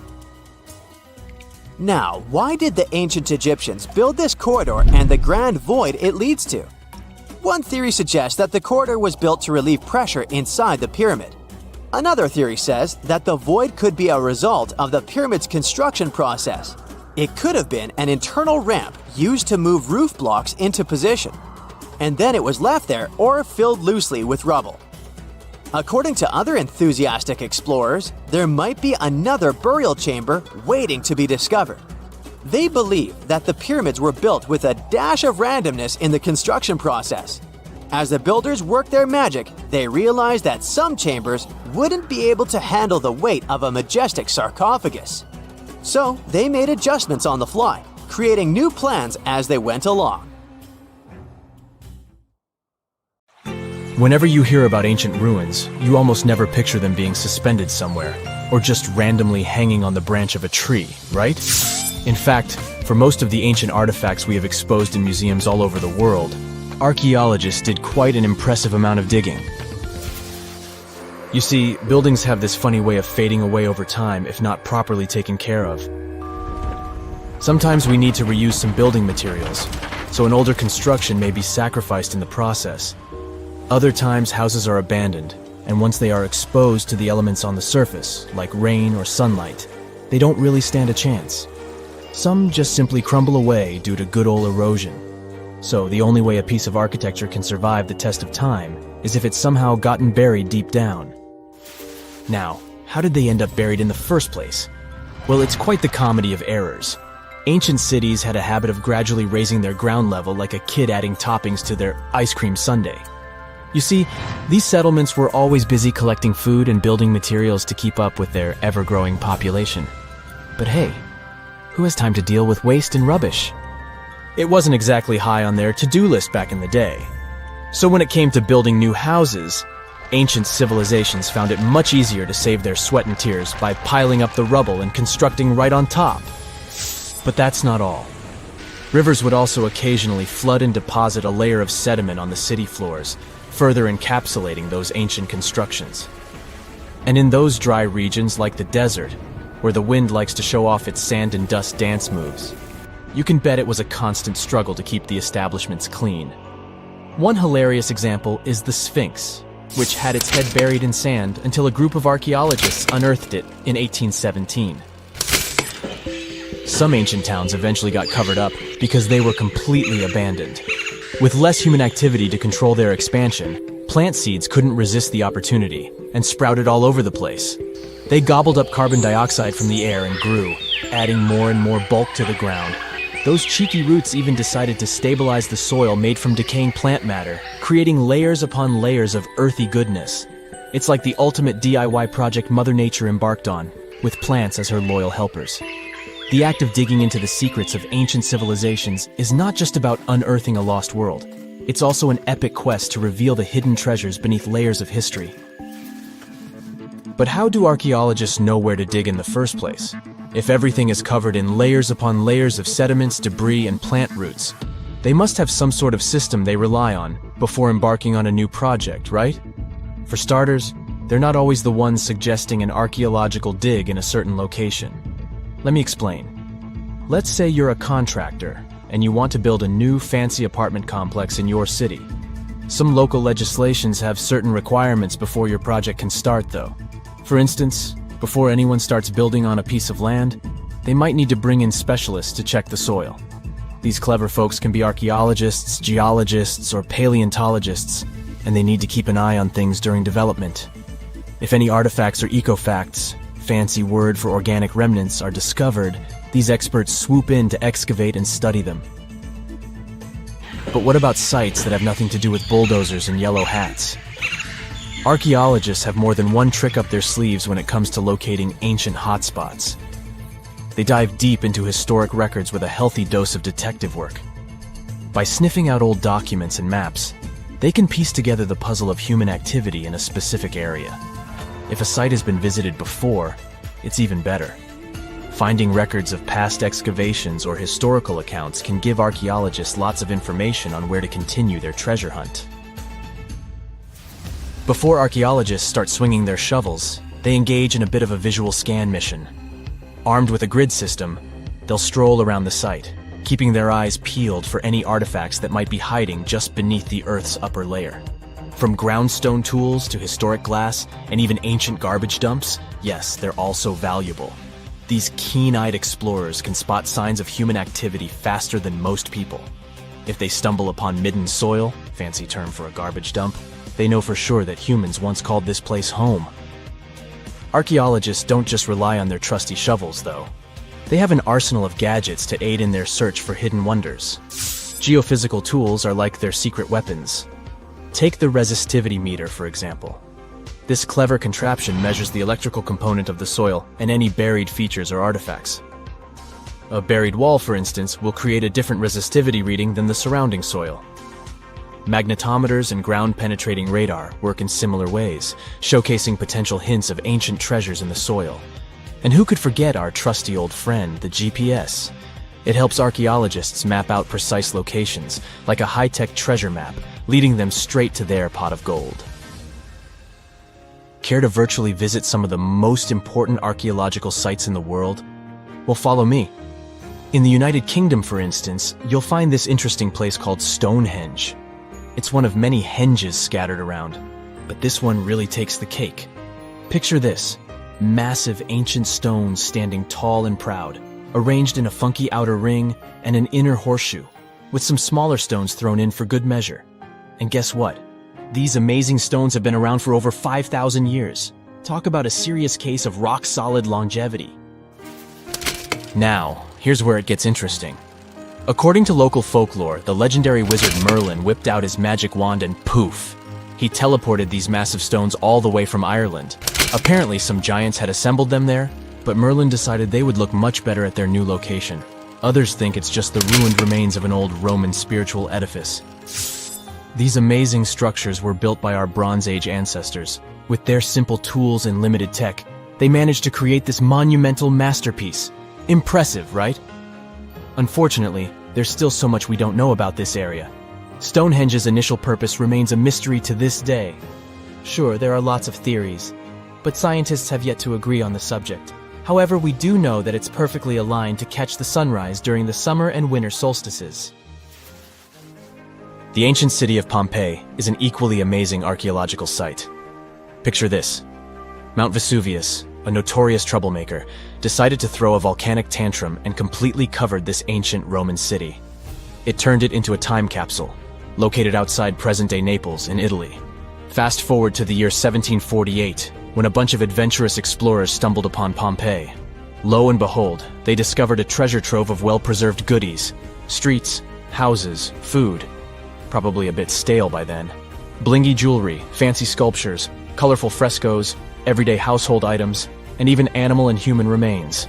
It was like an epic archaeological party. From the looks of it, Pompeii had it all. Fancy houses and villas, a massive 20,000-seat arena, cute little artisan shops, hangouts like taverns. And let's not forget the saucy spots like those luxurious bathhouses for some intense pampering. There's also the Sanctuary of Apollo, where people used to gather for their daily dose of worship. And of course, the bustling heart of the city, the Forum of Pompeii, where all the cool people used to hang out. And guess what? Pompeii is so cool that it made it to UNESCO's World Heritage List back in 1997. That's like the ultimate Hall of Fame for historical awesomeness. It also includes many other famous buildings and sites, like the Taj Mahal in India and the Acropolis of Athens in Greece. So looky here, scientists discovered ancient artifacts near King Tut's tomb. Turns out, his VIP final resting place looks more like a public graveyard with about a dozen wooden coffins that's been there for around 3,600 years.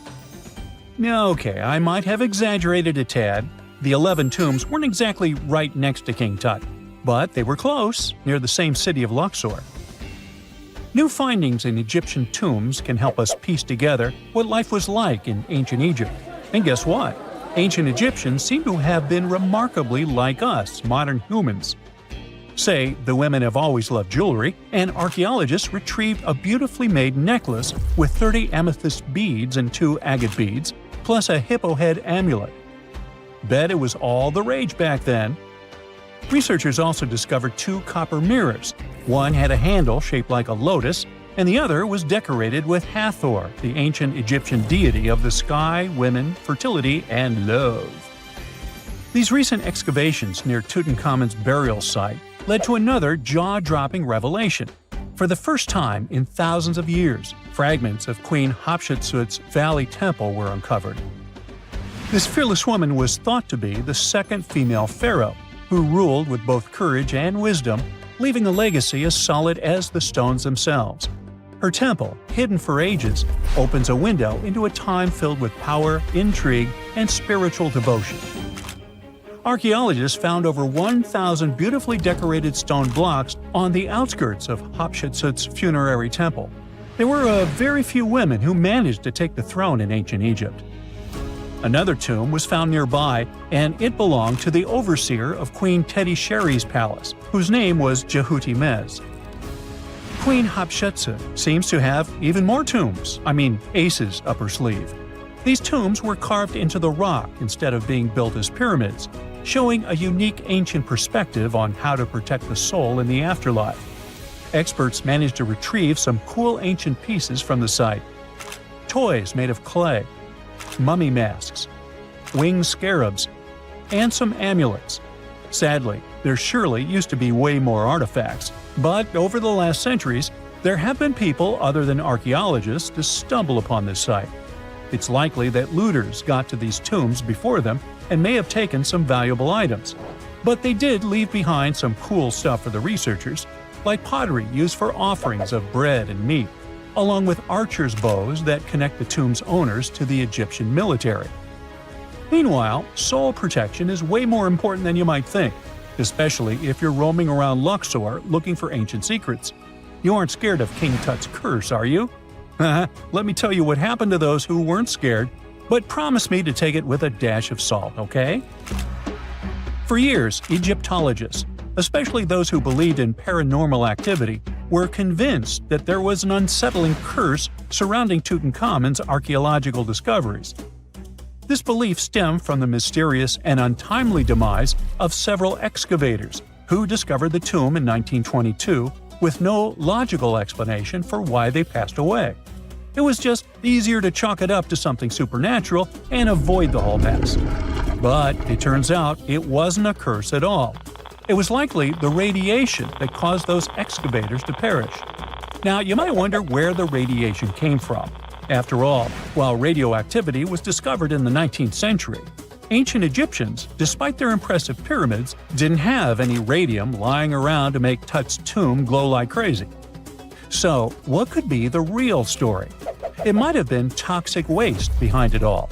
Toxic levels of radiation from uranium and hazardous waste have been lurking inside the tomb since it was sealed over 3,000 years ago.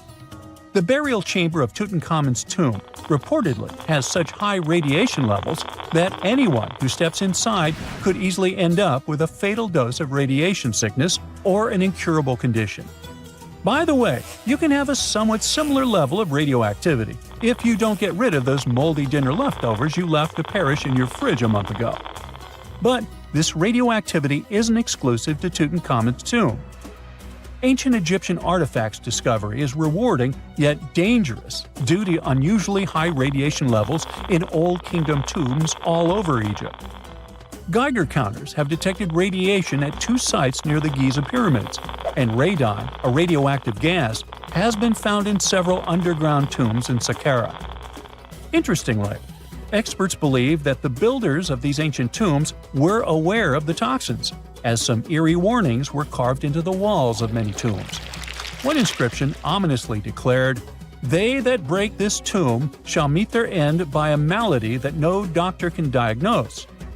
Other ominous phrases like "forbidden," "due to evil spirits," only added to the fear that supernatural curses haunted these ancient sites.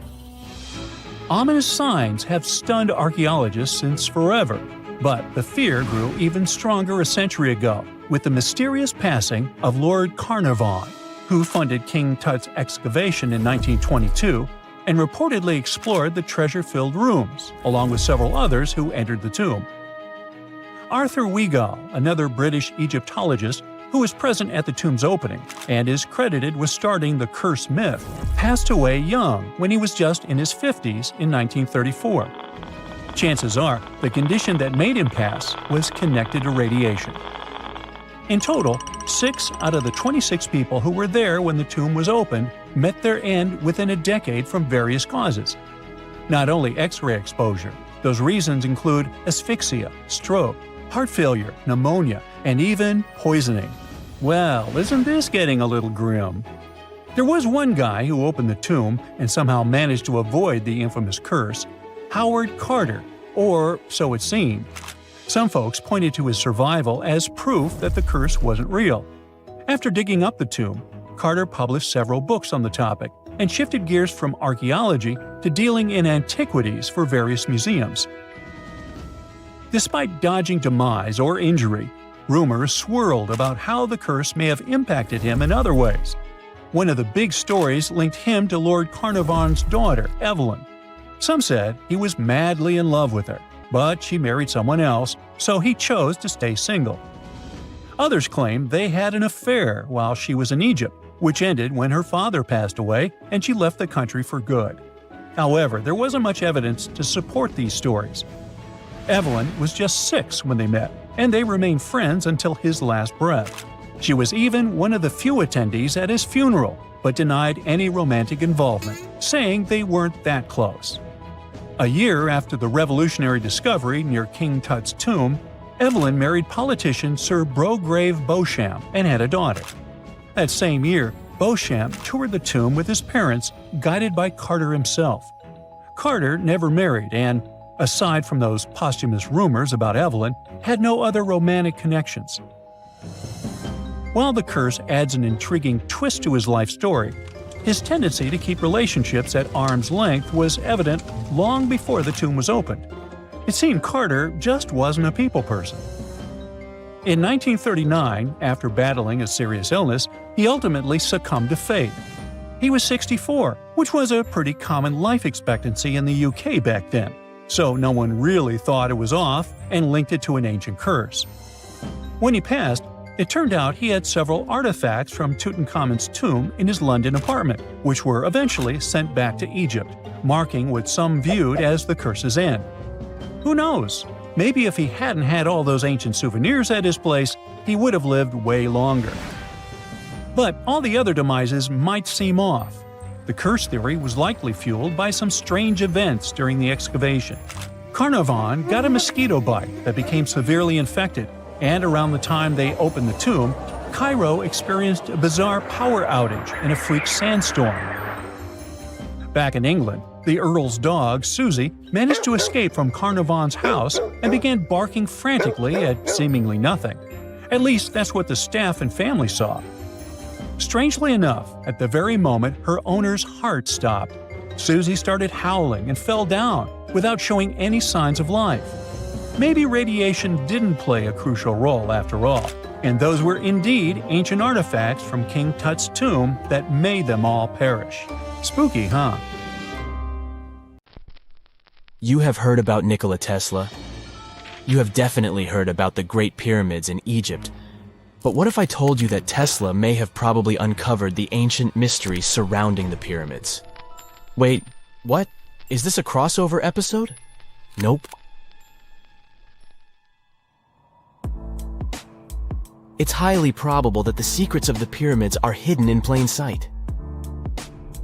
But first, let's recap what we know about the pyramids. What's so mysterious about them? I mean, they are just old quirky buildings, aren't they? One of the biggest questions is how they were built. Some people think that the pyramids were created by people using only their hands and muscles. But others think that there might have been some kind of crazy energy source that we don't know about yet. Like, what if aliens helped out or something? Just kidding. But this idea of some unknown energy source being used to build the pyramids has been around for ages. Even in old texts, like the pyramid texts, it talks about how the gods gave us something to build a great power. So maybe there was something really powerful and mysterious going on back then? Who knows? Back in the early 1900s, he got obsessed with the Great Pyramids of Egypt. He read numerous books about these ancient structures and was blown away by how much energy they seemed to have. At that time, not many people knew much about electricity, and Tesla started to wonder if there was some kind of advanced tech hidden in the pyramids. He had an idea that the power of the pyramids had to do with electromagnetism, and he put a lot of time and effort into trying to figure out the mystery. Tesla had some pretty unusual theories about the Great Pyramids. He thought that they could actually store and move electricity, which could then be used to power up the areas around them. He also had this theory that the pyramids were built using some kind of crystal energy. He believed that the chambers inside the pyramids could have these super powerful crystals that could control the electromagnetic fields. But that's not all. Tesla also had this idea that the materials used to make the pyramids had properties that allowed them to trap energy from the sun and the moon. And not just a little bit of energy. He thought that the pyramid could actually create this massive energy field that could light up whole cities or even brighten up dark places. He thought that the pyramids could be used as giant power plants to generate electricity and run machines. Tesla even believed that the pyramids were somehow linked to cosmic energy, which could be used for spiritual enlightenment and healing. How very new age of him. Anyway, Tesla wasn't just pulling these ideas out of thin air. He was seriously into studying everything he could about the pyramids, from ancient artifacts and texts to hieroglyphs and drawings. And he came up with this idea that the pyramids were designed to be energy amplifiers, and some kind of unknown energy source was used during their construction. Some people thought Tesla was eccentric for coming up with these theories, but his ideas have actually had a huge impact on the way we think about the pyramids today. Researchers and scholars have been digging into his theories for years and using them to uncover some of the biggest mysteries surrounding these ancient structures. For example, recently scientists have used theoretical physics to investigate how the Great Pyramid of Egypt would react to certain radio waves. They found out that if the radio waves were a certain length, the pyramid could concentrate the energy inside its rooms and focus it under its base. The scientists did lots of calculations to figure this out. They first thought about what radio wavelengths would work best. Then they made a model of how the pyramid would react to the waves. They figured out how much of the energy from the waves would get absorbed or spread out. Lastly, they checked how the energy would move around inside the pyramid when the waves hit it. To help explain all of this, the scientists used something called multipole analysis. This is when you take a complicated object and break it down into simpler parts. Then you can see how each part interacts with the energy that's coming in. It's like taking apart a puzzle to see how each piece fits together. The researchers are interested in how all of this can be used in the future. They want to make really tiny particles that can do the same thing as the pyramid, but with light. By changing the size, shape, and the material of these particles, they can control how the light moves around them. This can be really useful for things like making tiny sensors or super efficient solar cells. The scientists had to make some guesses when they were doing their research. They assumed that there weren't any hidden spaces inside the pyramid, and that the material used to build it was all the same. But even with these guesses, they still made some pretty impressive discoveries. But the pyramid study is not the only proof that Tesla was ahead of his time. There are more Tesla's projects that seemed unrealistic at the time, but that scientists and enthusiasts reevaluate and try to implement today. Let's talk about Tesla's most ambitious project, the Wardenclyffe Transmission Tower. Back in 1900, Tesla was already a big shot when it came to electrical engineering in America. People were blown away by his amazing inventions and the fact that he managed to outdo Thomas Edison in the battle of currents. However, Tesla wasn't content to rest on his laurels. He decided to embark on his most ambitious project yet, the transmission tower at Wardenclyffe. It was built between 1901 and 1905, and it was based on one of Tesla's breakthrough ideas. He had a vision to make the impossible possible by creating a global wireless communication system. It would use Earth itself as a conductor, transmitting music, news, stock market reports, secured military communications, and even facsimile images. Does it sound familiar? Right, it sounds just like the internet that we use today, only without the use of any wires. But Tesla had a much bigger dream in mind: to transmit power wirelessly. He already proved that high-frequency signals could be sent without any wires using his Tesla coil transformers, and this sparked his obsession with wireless energy transmission. His vision was to not only transform the way we communicate, but also to find a way to transfer power currents globally by tapping into the Earth's natural energy. Tesla believed that there was an abundance of free energy all around us that could be used for humanity's benefit.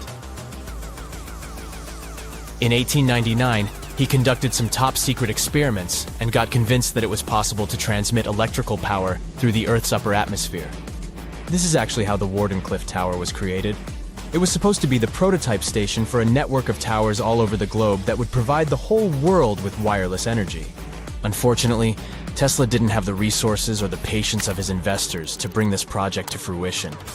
It ran into all sorts of financial problems and roadblocks, and in 1917, the unfinished tower was finally torn down for scrap metal to pay off Tesla's mounting debts. Now it remains a sad reminder that even the greatest minds can sometimes fall short of their dreams.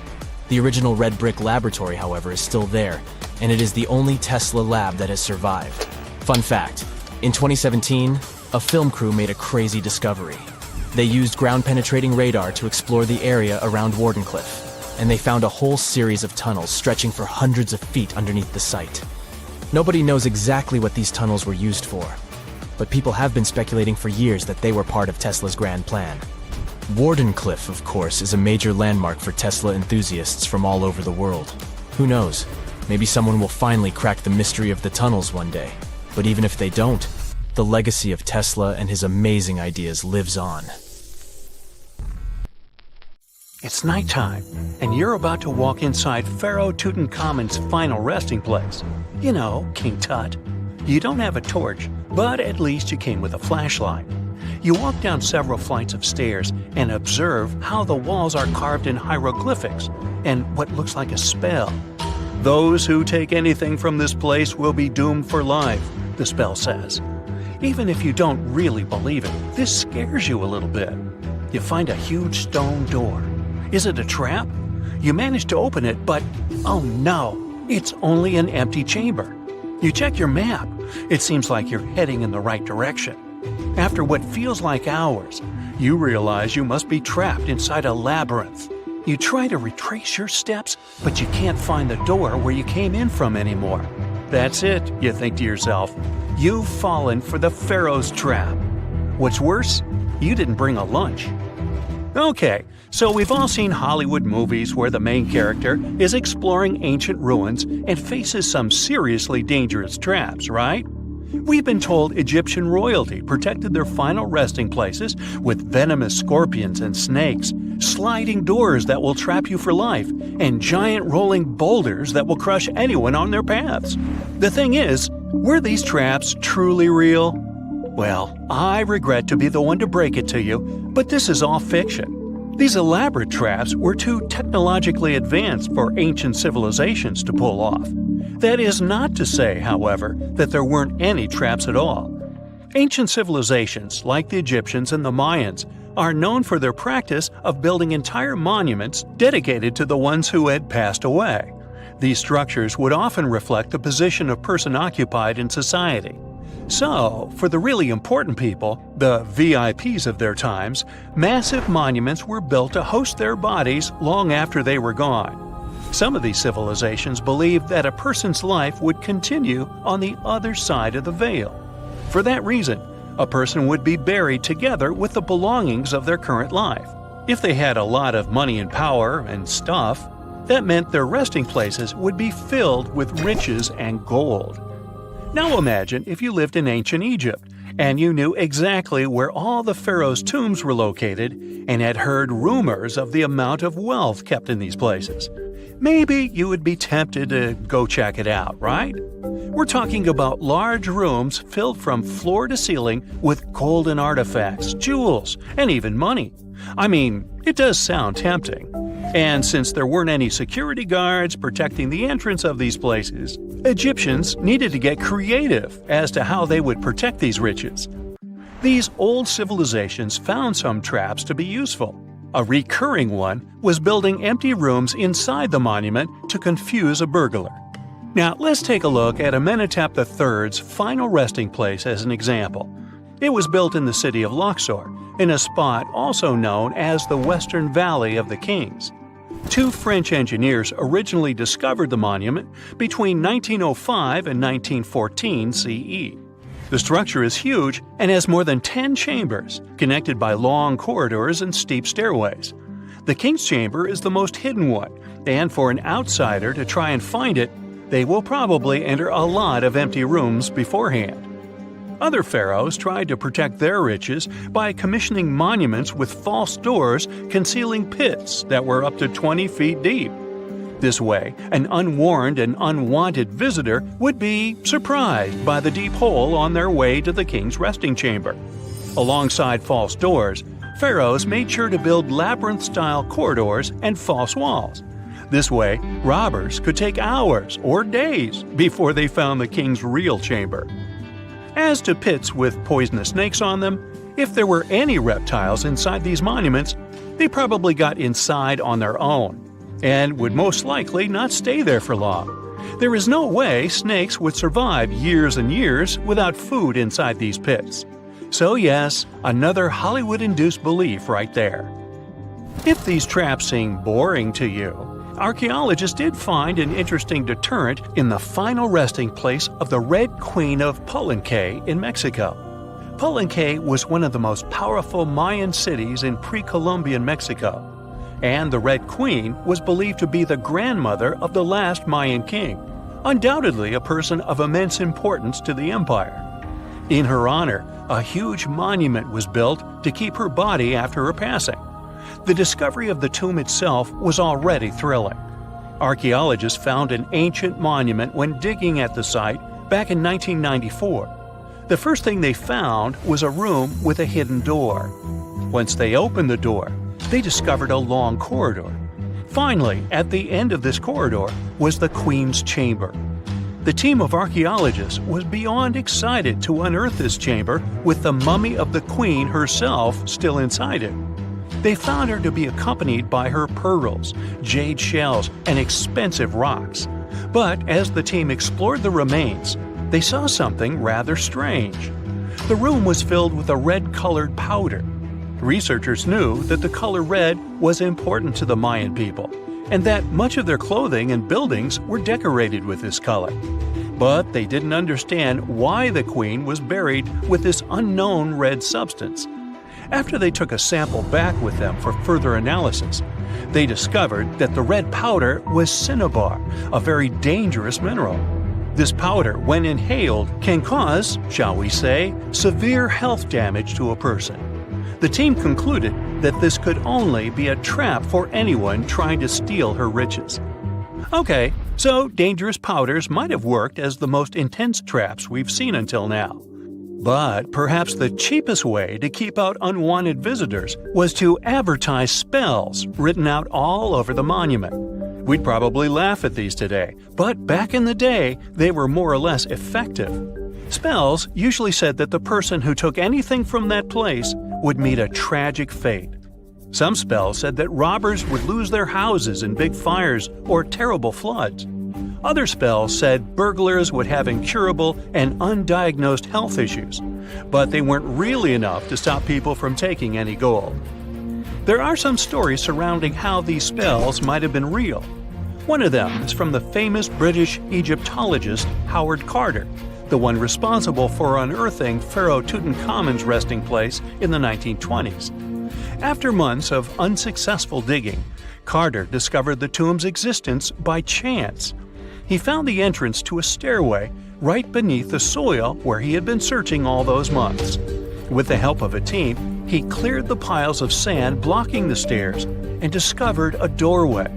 The door had several royal symbols carved into it, and Carter knew this could only mean a very important person had been buried there. And he was right. With a chisel, he made a hole in the top left-hand corner of the doorway and lit his vision with the help of a candle. He couldn't believe what he was seeing, the reflection of several golden and jeweled items crowding the chamber before him. Lost for 3,000 years, Carter had just discovered the final resting place of King Tut. But the story didn't finish here.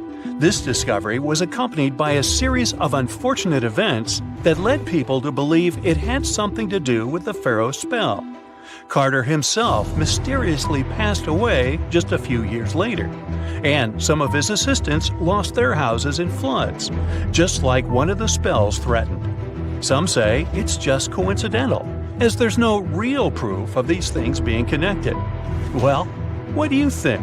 Was this an effective trap after all?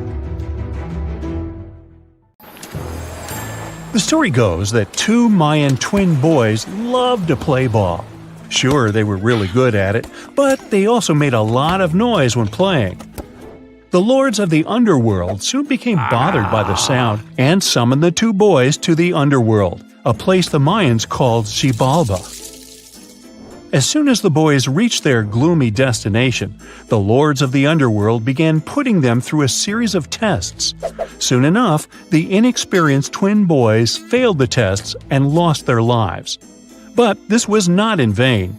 This sad event resulted in the appearance of a beautiful fruit tree. Soon enough, a young woman saw a beautiful fruit on this tree and reached up to pick it. Legend has it that soon after that, she gave birth to another set of twin boys named Hunahpu and Gibalanqui. Just like their ancestors, these twins were great ball players, but they were equally as loud, and the lords of the underworld became annoyed again.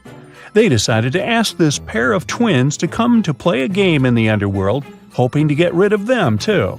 When the twins arrived, the Lord sent them through a number of frightening places.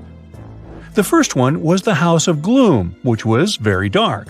They then passed through the House of Knives, where they had to avoid getting injured. The twins then built a fire in the House of Cold, so that they didn't freeze, and ran through the House of Jaguars, where they tricked the animals into not eating them. Finally, they entered the House of Bats, where they seemed to have lost their luck. One of the bats managed to run off with Hunahpu's head. The lords then challenged the twins to play ball with them, but the boys were clearly at a disadvantage. Gibalanqui placed a turtle on Hunahpu's shoulders to make up for his lost head, and they began playing.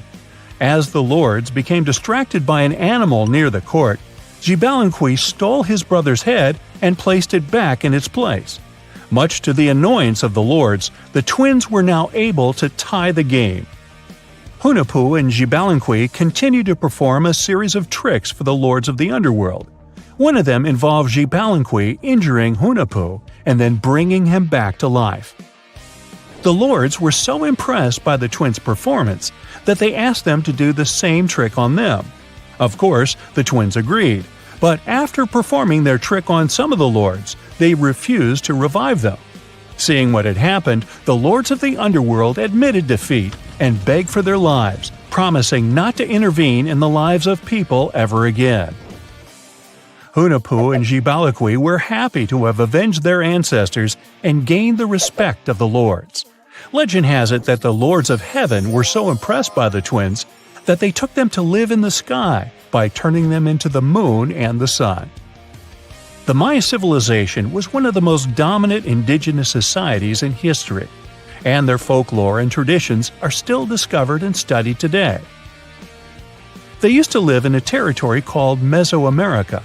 It was made up of modern-day Mexico and parts of Central America like Guatemala, Belize, Honduras, Yucatan Peninsula, and El Salvador. They lived from 1800 to 900 BCE and up to 900 to 1500 CE. Apart from their impressive legends, the Maya were very skilled inventors. They're known for their calendars, writing systems, farming methods, and sports. Their writing, for example, was found preserved on buildings and stone monuments, as well as in rare books and pottery. It's a system made out of more than 800 hieroglyphics in various combinations. Each of those signs was said to represent a syllable. Their writing system was deciphered by accident by Tatiana Proskorakov, an American woman who initially studied to be an architect. Since she didn't find a job in her field, she eventually became a Mayanist in her own right, despite not being academically trained. She was the first to notice that the Mayan upended frog glyph meant birth, and that their toothache glyph meant the date when the king ascended to the throne. It made it easier for scientists to pinpoint birthdays, as well as the names of the rulers of a specific Mayan dynasty. They also invented the concept of zero, which is seen as one of the greatest innovations in mathematics, physics, and human history altogether.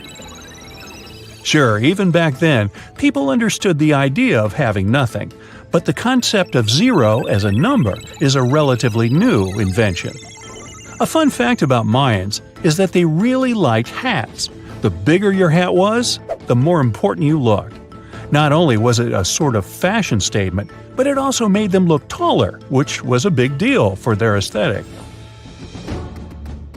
The Mayans also came up with one of the most intricate and complex calendars in human history. It was the first to use zero as a placeholder. Their calendar ended on December 21st, 2012, which led some people to believe that it translated to the end of the world.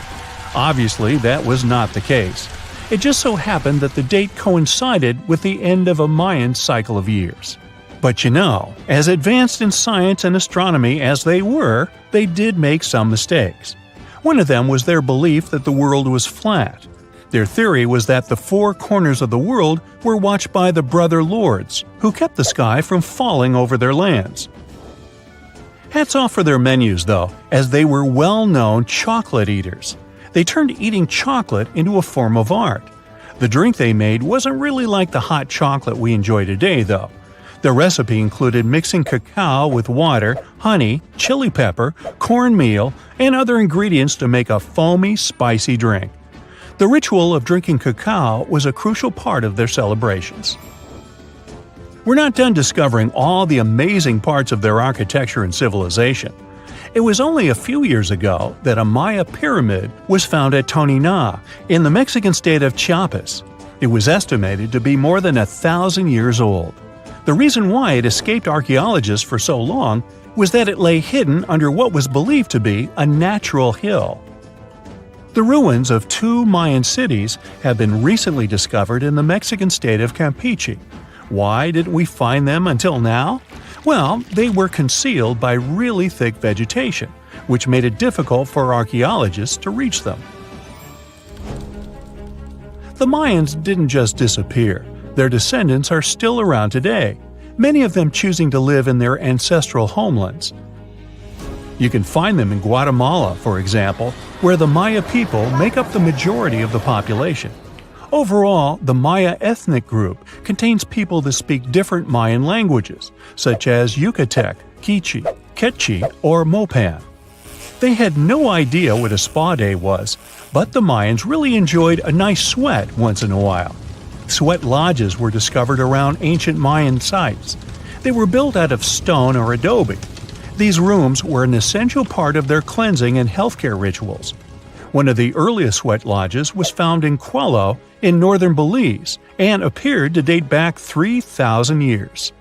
One of the most important parts of the Mayan culture was a ball game which they named Pix. It had both political and spiritual significance. We can see ball courts at important parts of Mayan archaeological sites. The main goal of the game was to pass a rubber ball through a very high stone hoop without using your hands. Basically, it was a combination of soccer and basketball. However, it could have serious consequences. The loser could, at times, even lose his own life. Ooh, high stakes indeed. Because of this game and the need for bouncy balls, the Mayan people were some of the first cultures to use rubber. They made it using natural latex. There were different kinds of rubber depending on what natural substances the latex was mixed with. And that, my friend, is the way the ball bounces. Sorry, but you know me, I just couldn't resist. Everyone loves a good landmark. The Roman Colosseum, the ancient city of Machu Picchu, the Giza pyramids. But have you ever wondered how it once looked? Way back in the days when they were built? Or even in the time they were covered in ivy and forgotten by humanity? Buckle up, because we're heading on a time travel adventure to the world's greatest archaeological sites. Our voyage begins in South America, deep inside the Peruvian mountains. Behold, the city of Machu Picchu. Machu Picchu is a monument to the ingenuity and power of the Inca civilization. During its prime, the Inca civilization stretched 2,500 miles along South America's coastline from modern-day Ecuador all the way down to Chile. And Machu Picchu was located at the heart and center of it. The historic site was constructed at around 7,000 feet above sea level, more or less around 1450 BCE. The gated city consisted of around 150 buildings made of stone.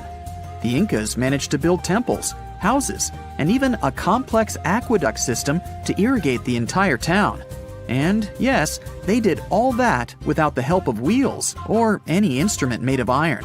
The housing model is somewhat similar to stone houses we see nowadays, with the difference that the Incas didn't use any cement to stick together the blocks of stone. Yet, they fit seamlessly on top of each other. Not only that, the Incas must have developed a rudimentary yet effective anti-earthquake technology, since in the event of a quake, the rocks would shake without falling out of place.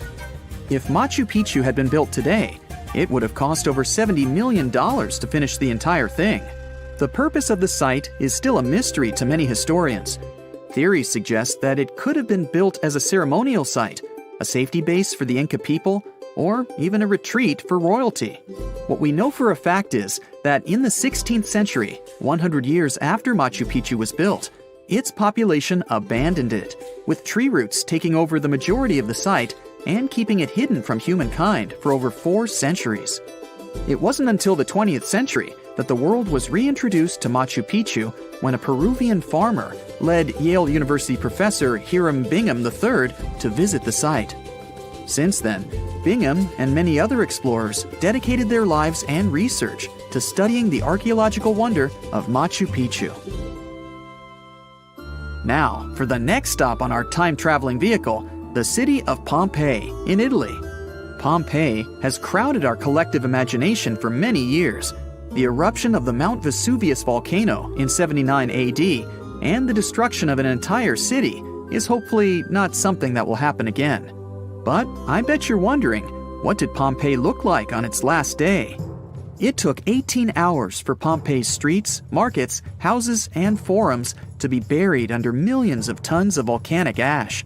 Thanks to some clever scientists, we discovered that the lava and ashes that covered Pompeii on its very last day actually helped to freeze the city in time. Different from ice, the cloud of ashes did not preserve the city intact, but as the items disintegrated over 2,000 years, they left voids under the earth. Archaeologists found that if they filled these voids with plaster, the shape of the buried city would soon reveal itself. And that's exactly what happened. Of course, it was nothing like the bustling city of 12,000 people that had existed for many years before the fateful eruption. Pompeii was a vibrant and rich municipality. The site's ruins revealed that many areas of Pompeii boasted impressive houses, some with balconies, which was a sign of great wealth at the time. And, believe it or not, even some artwork survived the eruption. Archaeologists found well-preserved frescoes and murals of mythological creatures, all indicating that members of the high society lived there. Ruins show the city even had thermal baths and showers made with luxurious materials. Oh, and apparently, the people of Pompeii had amazing teeth.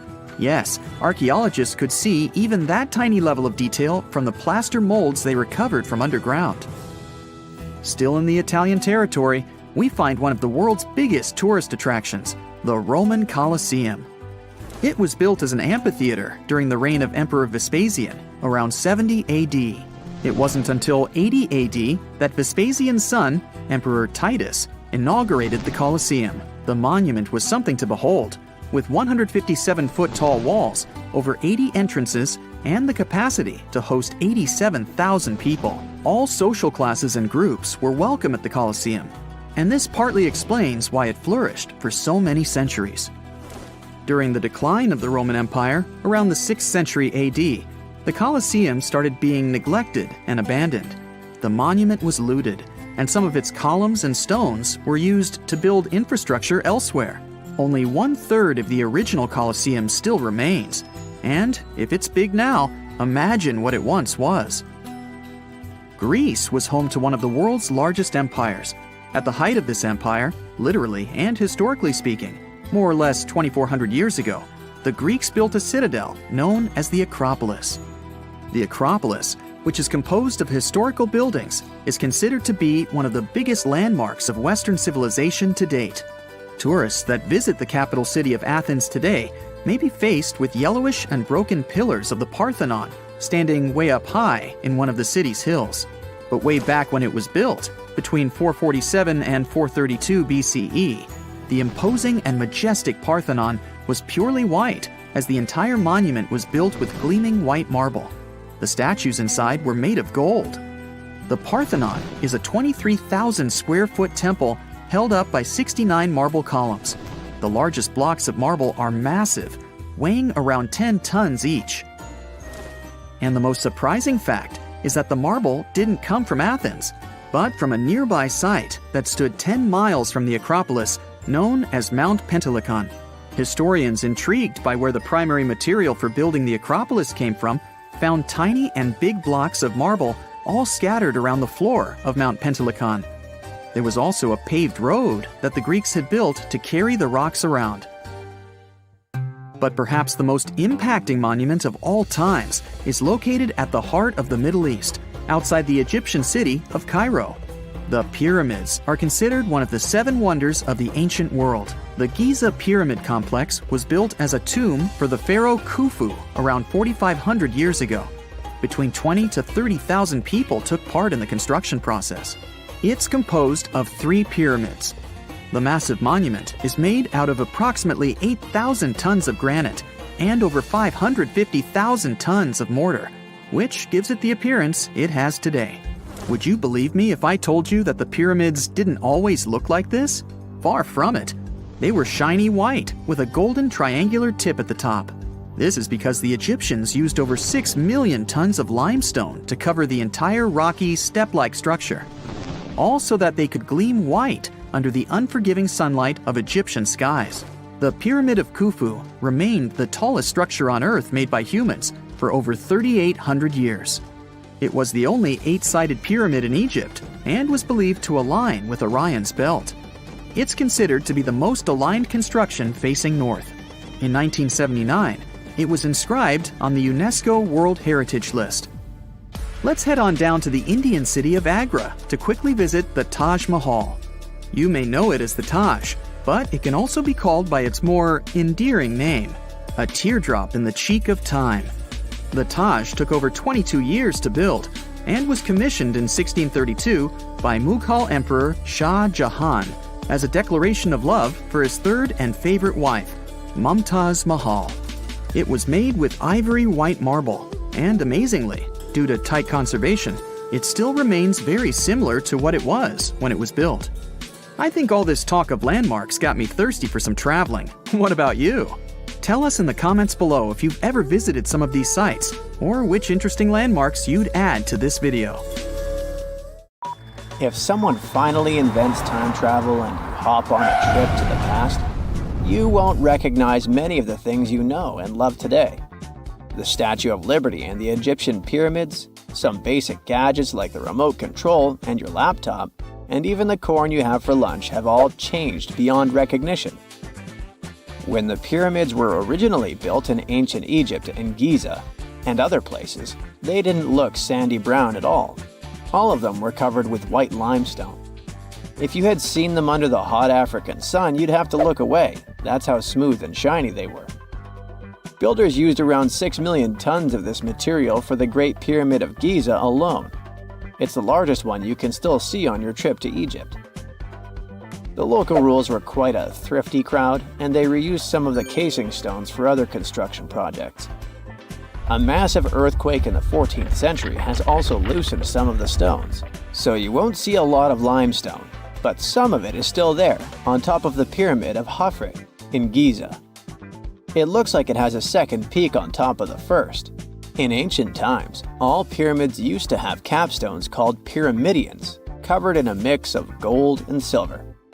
Most of them have been lost over the centuries, but you can still see a few of them at museums. They show images of Egyptian deities. The pyramids were probably modeled after a sacred pointed stone, the benben. It represented the rays of the sun. Now, lifting heavy rocks wasn't so simple without the tech we have today. I guess you'll agree with me if you helped your friends move at least once, and they made you carry the couch. But those smart Egyptians of the past thought of that and chose the pyramid shape. It lets the weight distribute evenly throughout the whole thing.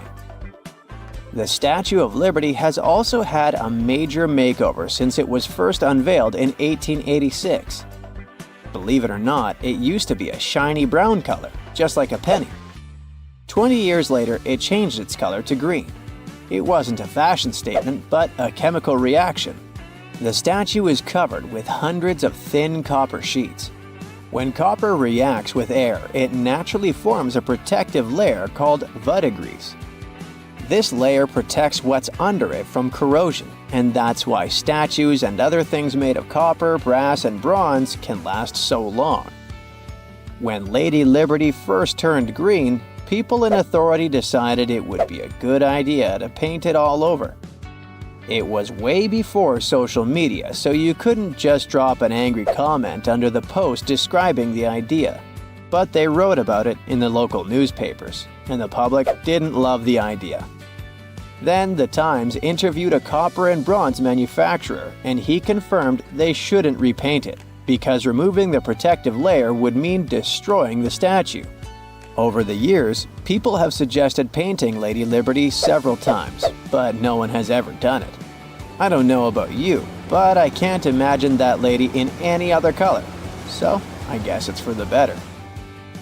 You love bananas as much as I do? Next time you enjoy a juicy soft one, remember you gotta thank selective breeding for that texture. The original wild bananas had many large, hard seeds and not so much delicious pulp. And hey, who doesn't like a sugary watermelon? It has a history of over 5,000 years, and it used to have bitter, yellowish white flesh and was really tricky to open. Selective breeding saved the day again, and watermelons got way sweeter. Japanese scientists went further and invented the seedless version. Corn's grandmother is a Mexican grass called teosinte. The kernels in this grass were small and hard to get. Farmers from many thousands of years ago saved the seeds only of those plants that were larger or tastier, or with kernels that were easier to grind. Thanks, my friends, for giving us the corn that's edible and even delicious. And just imagine, wild avocados were so small that they could easily fit in the palm of your hand. The pit in them was so large you wouldn't find much edible material inside. They also had a much harder shell than the ones we're used to. You probably wouldn't get a lot of work done without your beloved computer today, but I can't tell you exactly whom to thank for this invention.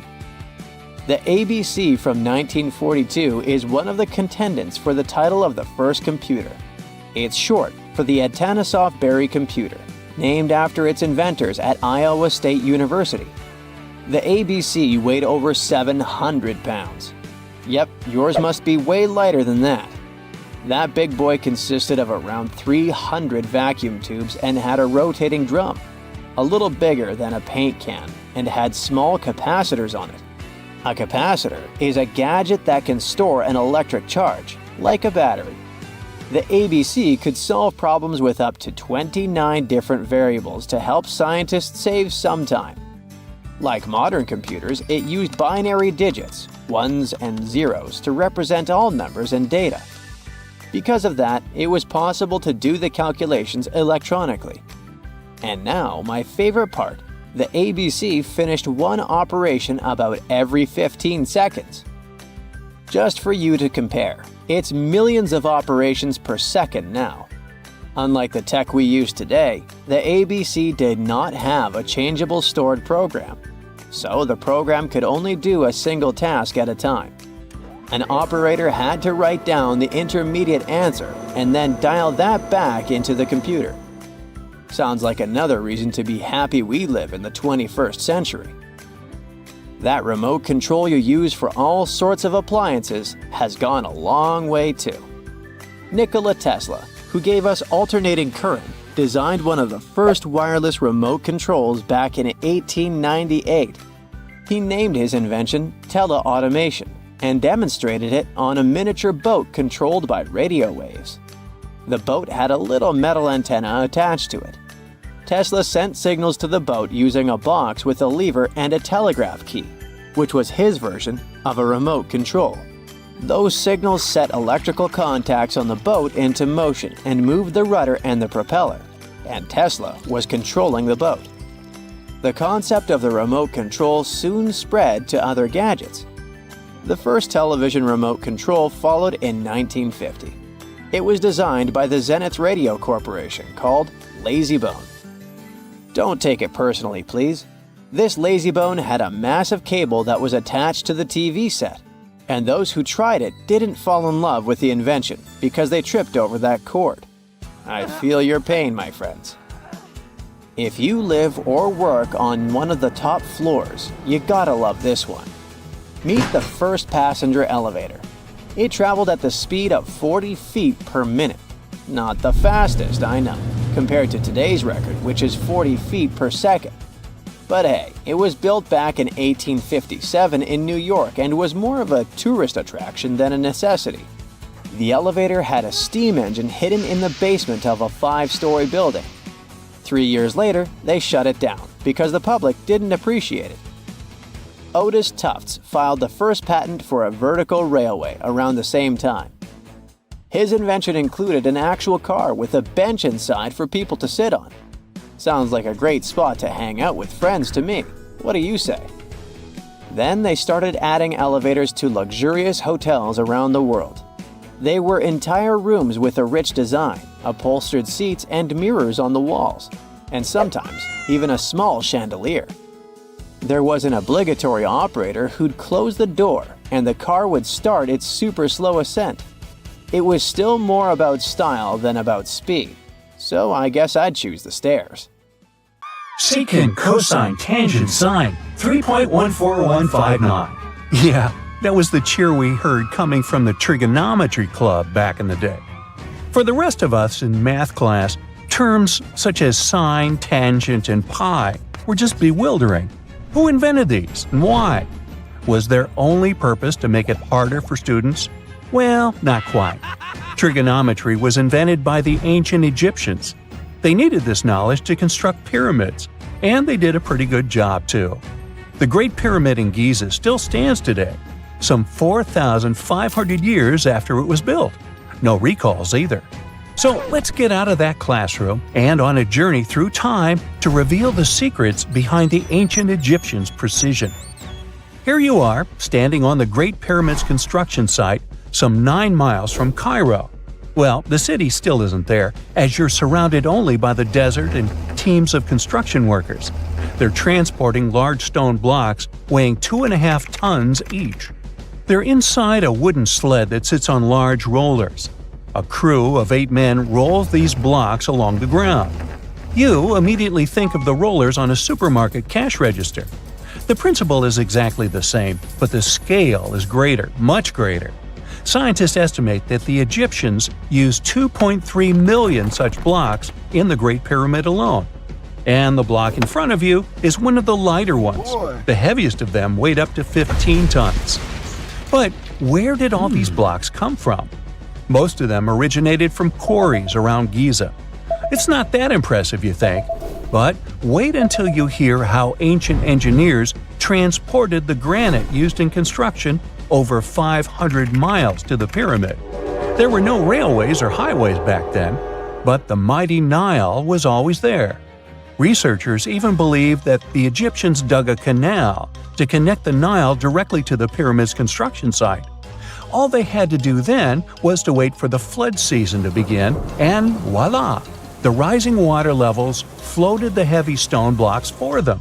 But how did they lift the enormous stones on dry land to stack them up to the top? Did they use oversized cranes? Well, ancient Egyptians worked around this problem, literally speaking. One of the workers is now pointing to the giant ramp going around the pyramid they're building. This is how a mountain road zigzags its way to the top. If the ramp went directly to the top of the pyramid, then workers couldn't pull the stone blocks along it. It would be too steep. Scientists have calculated that 8% could be the maximum incline. So ancient Egyptians just extended the ramp around the pyramid. Again, these are all theories, as the ramp could have been inside the pyramid, as some researchers suggest. The exact building method is still a mystery, guarded by the Sphinx. That's its real name, right? Wrong.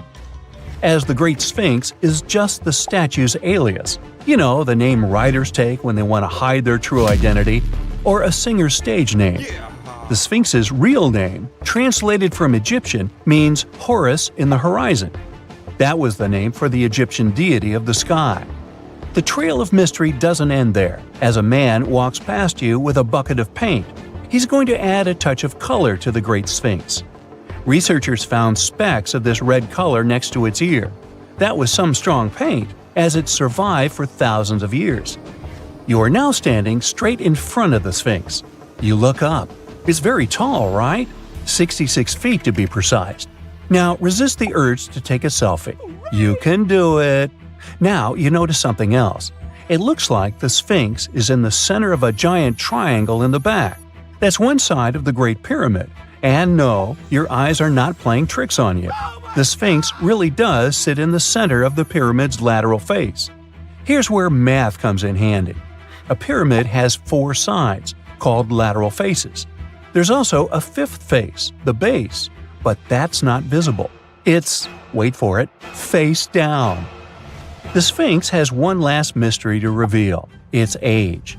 Scientists agree that Pharaoh Khafre built the Sphinx. He ruled after his father, who had built a great pyramid nearby. So both structures were finished around the same time. Let's talk about numbers again. You've heard of Cleopatra, the Egyptian princess described as a woman of great beauty. Hello? She saw the pyramids, but she lived closer to the time of the first iPhone than the time of the people who built the pyramids. Fascinating, right? You can see thousands of people around you. They're working hard to build the pharaoh's tomb. But how many of them are there exactly? One Greek philosopher estimated there were as many as 100,000 workers. Seems like an okay number for such an enormous structure, but it can't be true. Science simply can't back up this number. Egyptologists put the total number of workers at 30,000. And yes, Indiana Jones was one of them, at least on the big screen, but he showed up late. Egyptologists know a lot about the pyramids, but not everything. Not because they don't want to, but because they haven't yet dug up enough evidence. They can only guess how the building process went. First, engineers would arrive to choose the right spot and do the necessary measurements. That's why they needed all that complicated math. Then, it's time for sourcing the material, the large stone blocks I mentioned earlier.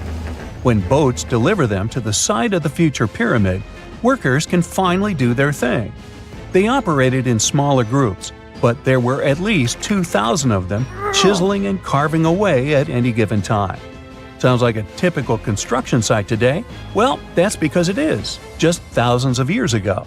It's amazing what ancient Egyptians were able to achieve with just copper and stone tools. The pyramid is now complete in front of you. But is it the same pyramid we see today? Why is this structure shining bright in the desert sun? Isn't it supposed to be a dusty yellow color? Well, no. Human activity and the elements have completely stripped the outer layer of stones over time. Expert craftspeople polished these blocks using nothing but stone and sand. The end result was a smooth and shiny rock. On the day it was completed, the Great Pyramid of Giza was a perfect triangle of light. Its polished sides acted like giant mirrors, reflecting the powerful Egyptian sun. This is the point where you should put your glasses on, and that shiny thing you see at the pyramid's very top is actually gold. The capstone at the top of the pyramid is called a pyramidion. It was covered in sheets of gold. As you can guess, these were the first stones to disappear. Let's make another stop before we get you back to your classroom. We travel to the British Isles, and no, Stonehenge isn't our destination. It is Newgrange in County Meath. Scientists estimate that the ancient peoples of Ireland built this stone monument around the year 3200 BCE. This makes it older than both Stonehenge and the Great Pyramid in Giza. The function of the circular mound in Newgrange is the same as the one of the Great Pyramid and equally mysterious.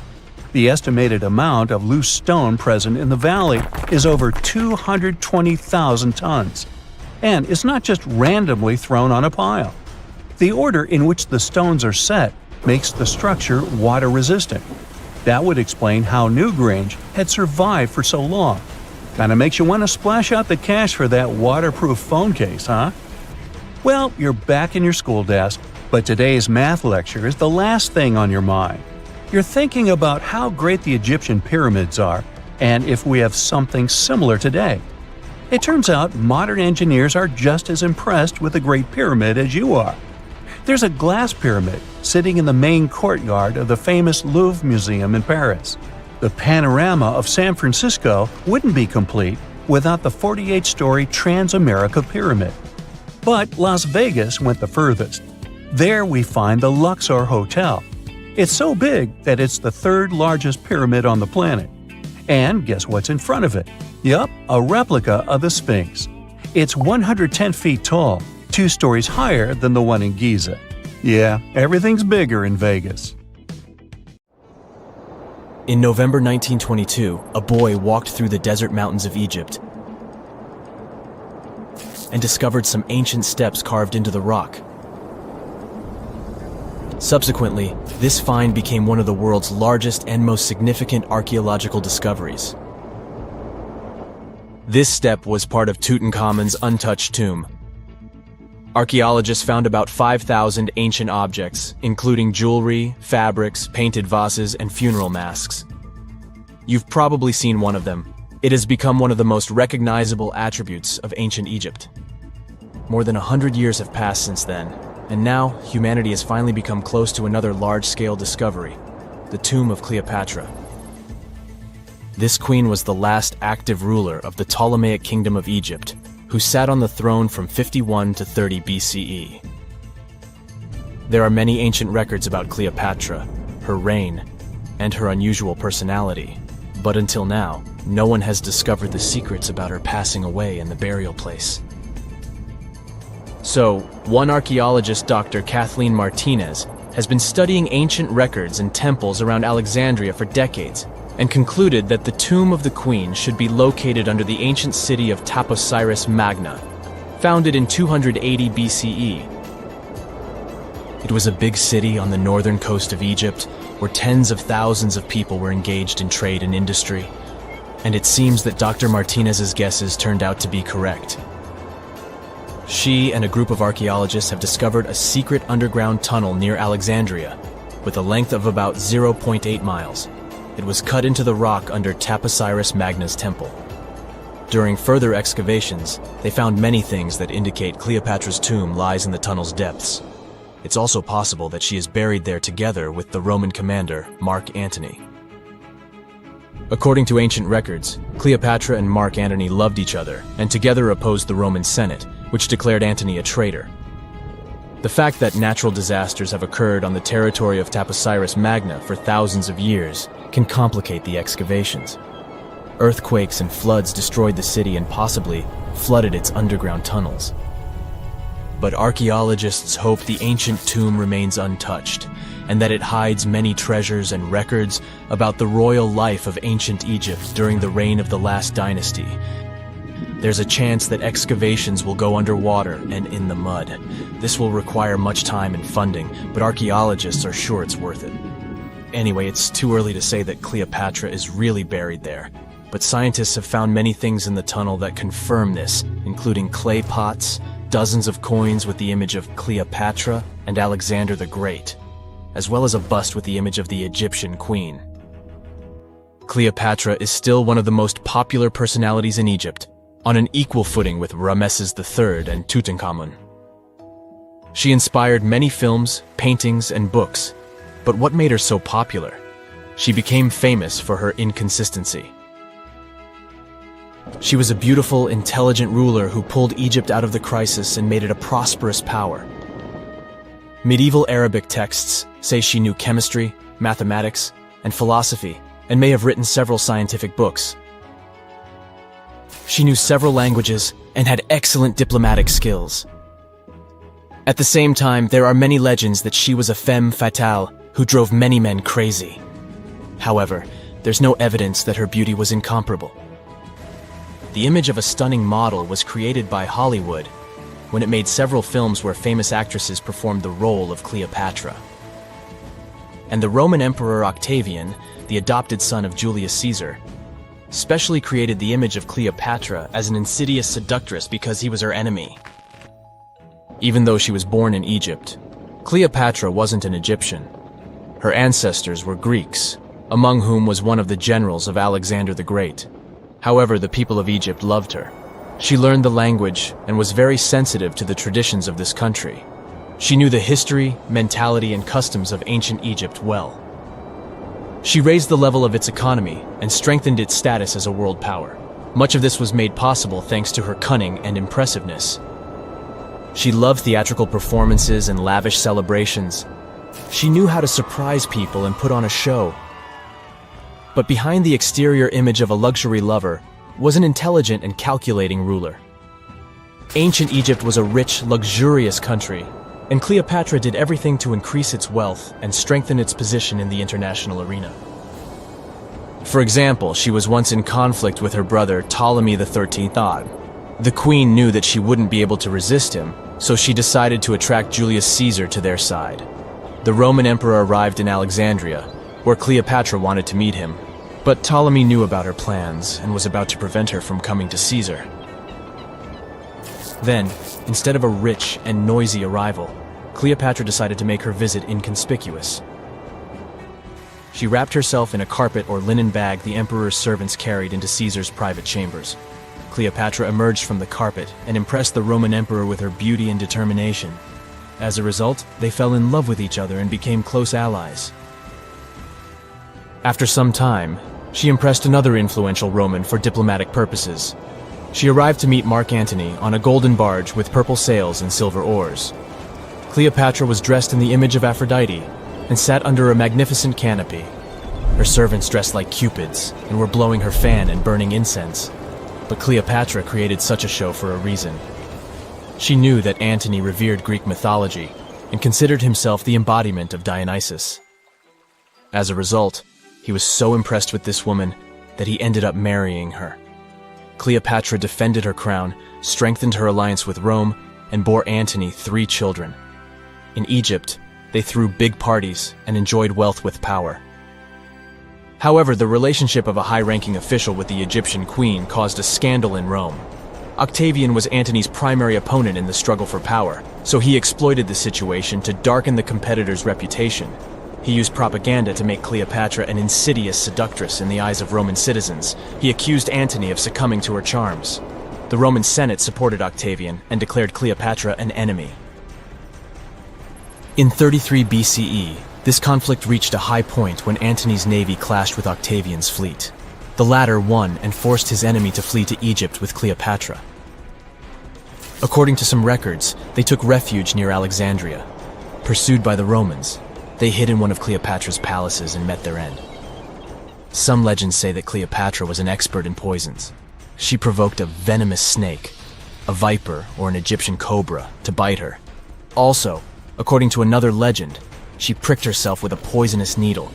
There's a theory that Cleopatra always carried an ampule with poison inside her hairbrush. And when she was cornered, she soaked the needle with this poison and pricked herself. None of this can be said for sure. Scientists are still trying to find out the truth. Perhaps when they reach Cleopatra's tomb, the world will get more answers about her tragic fate. She is considered the last ruler of Egypt. After her passing, Octavian plundered her palaces and temples and returned to Rome, where he became the main emperor. He successfully ruled the country and expanded its borders. His reign ended when he turned 75. World history would have looked different if Cleopatra and Mark Antony hadn't lost that naval battle. By the way, did you know that more time has passed between Cleopatra's reign and Neil Armstrong's flight to the moon than between the reign of the Egyptian queen and the construction of the Great Pyramid of Giza?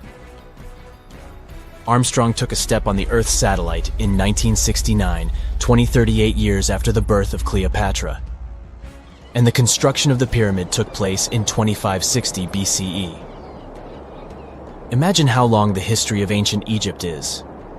Cleopatra is closer to us in time than to the pyramids.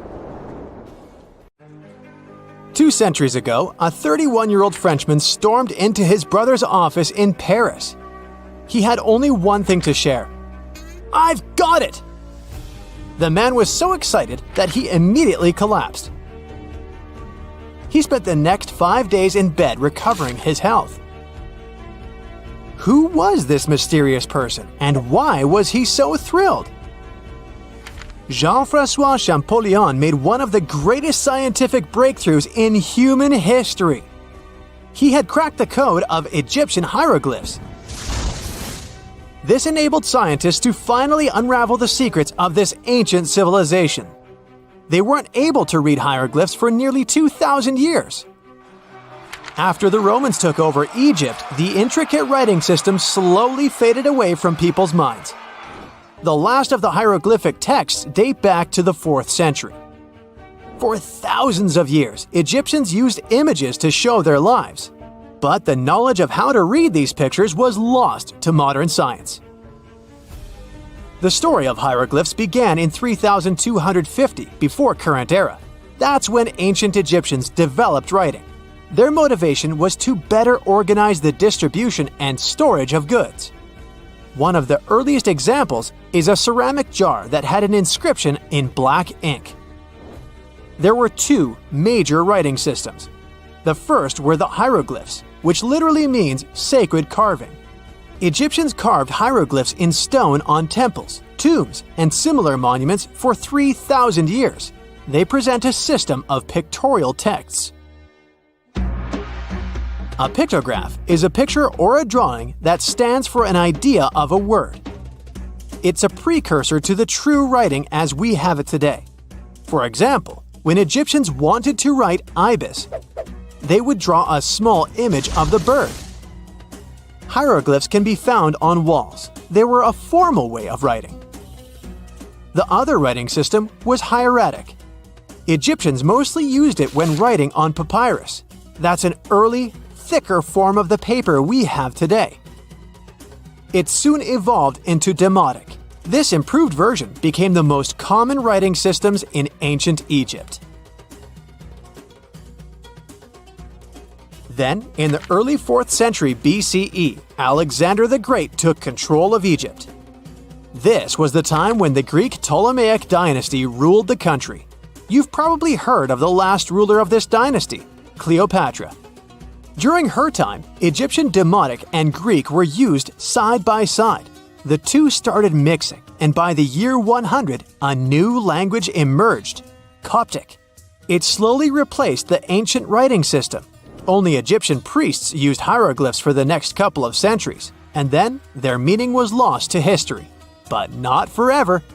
Arabs were the first who tried to solve the mystery of the hieroglyphs. Medieval travelers came across these strange symbols and wanted to understand their meaning. They consulted speakers of Coptic and translated text from Greek and Latin into Arabic to break the code of the hieroglyphs. During the Renaissance, Europeans also became fascinated with the legacy of ancient Egypt.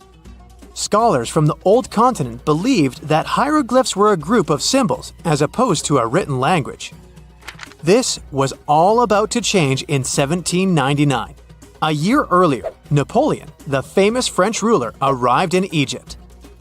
His subordinates constructed a fort that dated back to the 15th century. Rashid, or Rosetta, was a port town in the northeast of Egypt, near Alexandria.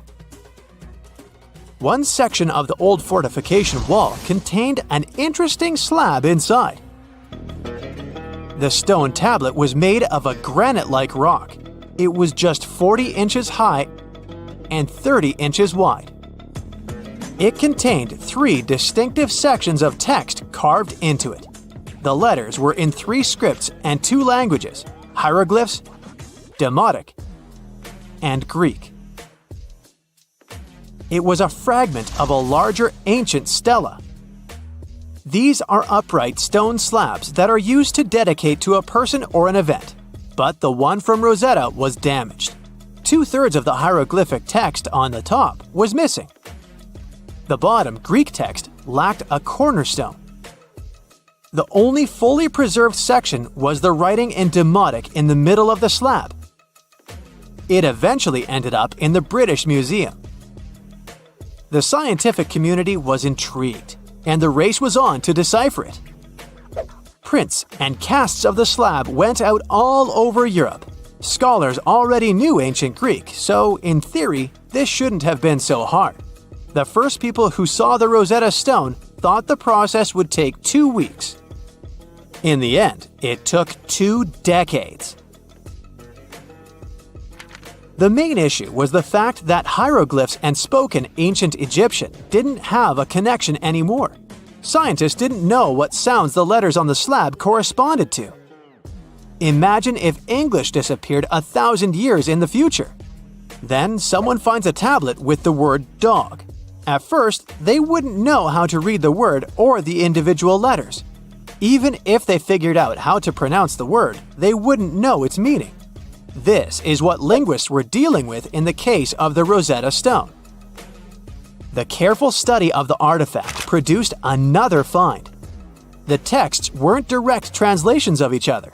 They both described the same event, but in different words. It was like you saw a movie with two friends, and then all three of you wrote different reviews about it. The original text was probably in Greek, but the translators added extra words to make it sound more Egyptian. An English physician and physicist, Thomas Young, made the first great breakthrough. He knew that the name Ptolemy appeared several times in the text based on the Greek translation.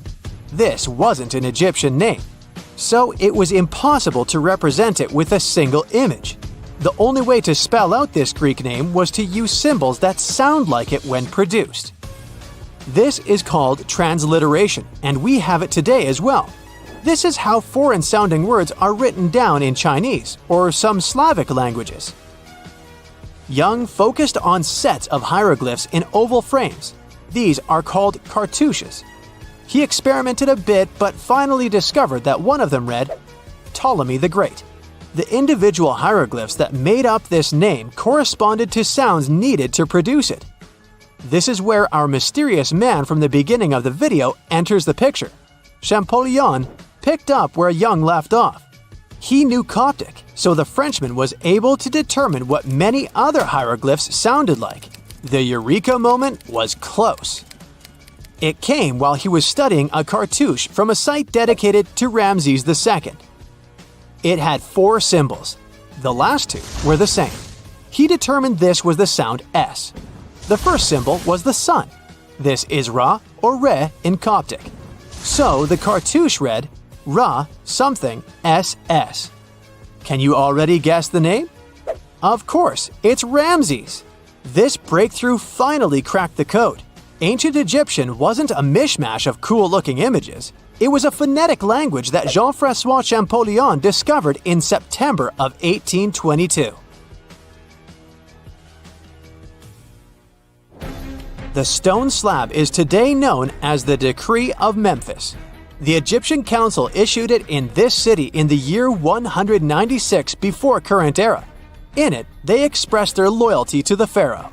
They erected identical stelae in temples all across Egypt.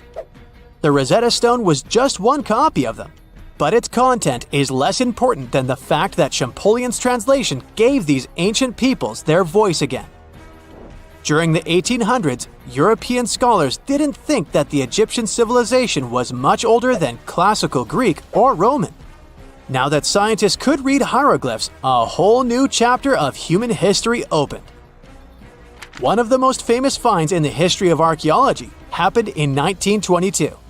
That's when the British archaeologist Howard Carter discovered the tomb of Pharaoh Tutankhamun in Egypt's Valley of the Kings. The whole world admired King Tut's golden mask. But without Champollion's pioneering work, it would be impossible to know who its owner was. The young pharaoh's cartouche is phonetic. For instance, you pronounce the pictograph of a chick as the vowel U. The symbol for the key of life is an ankh, and there is a shepherd's crook in the end. It symbolizes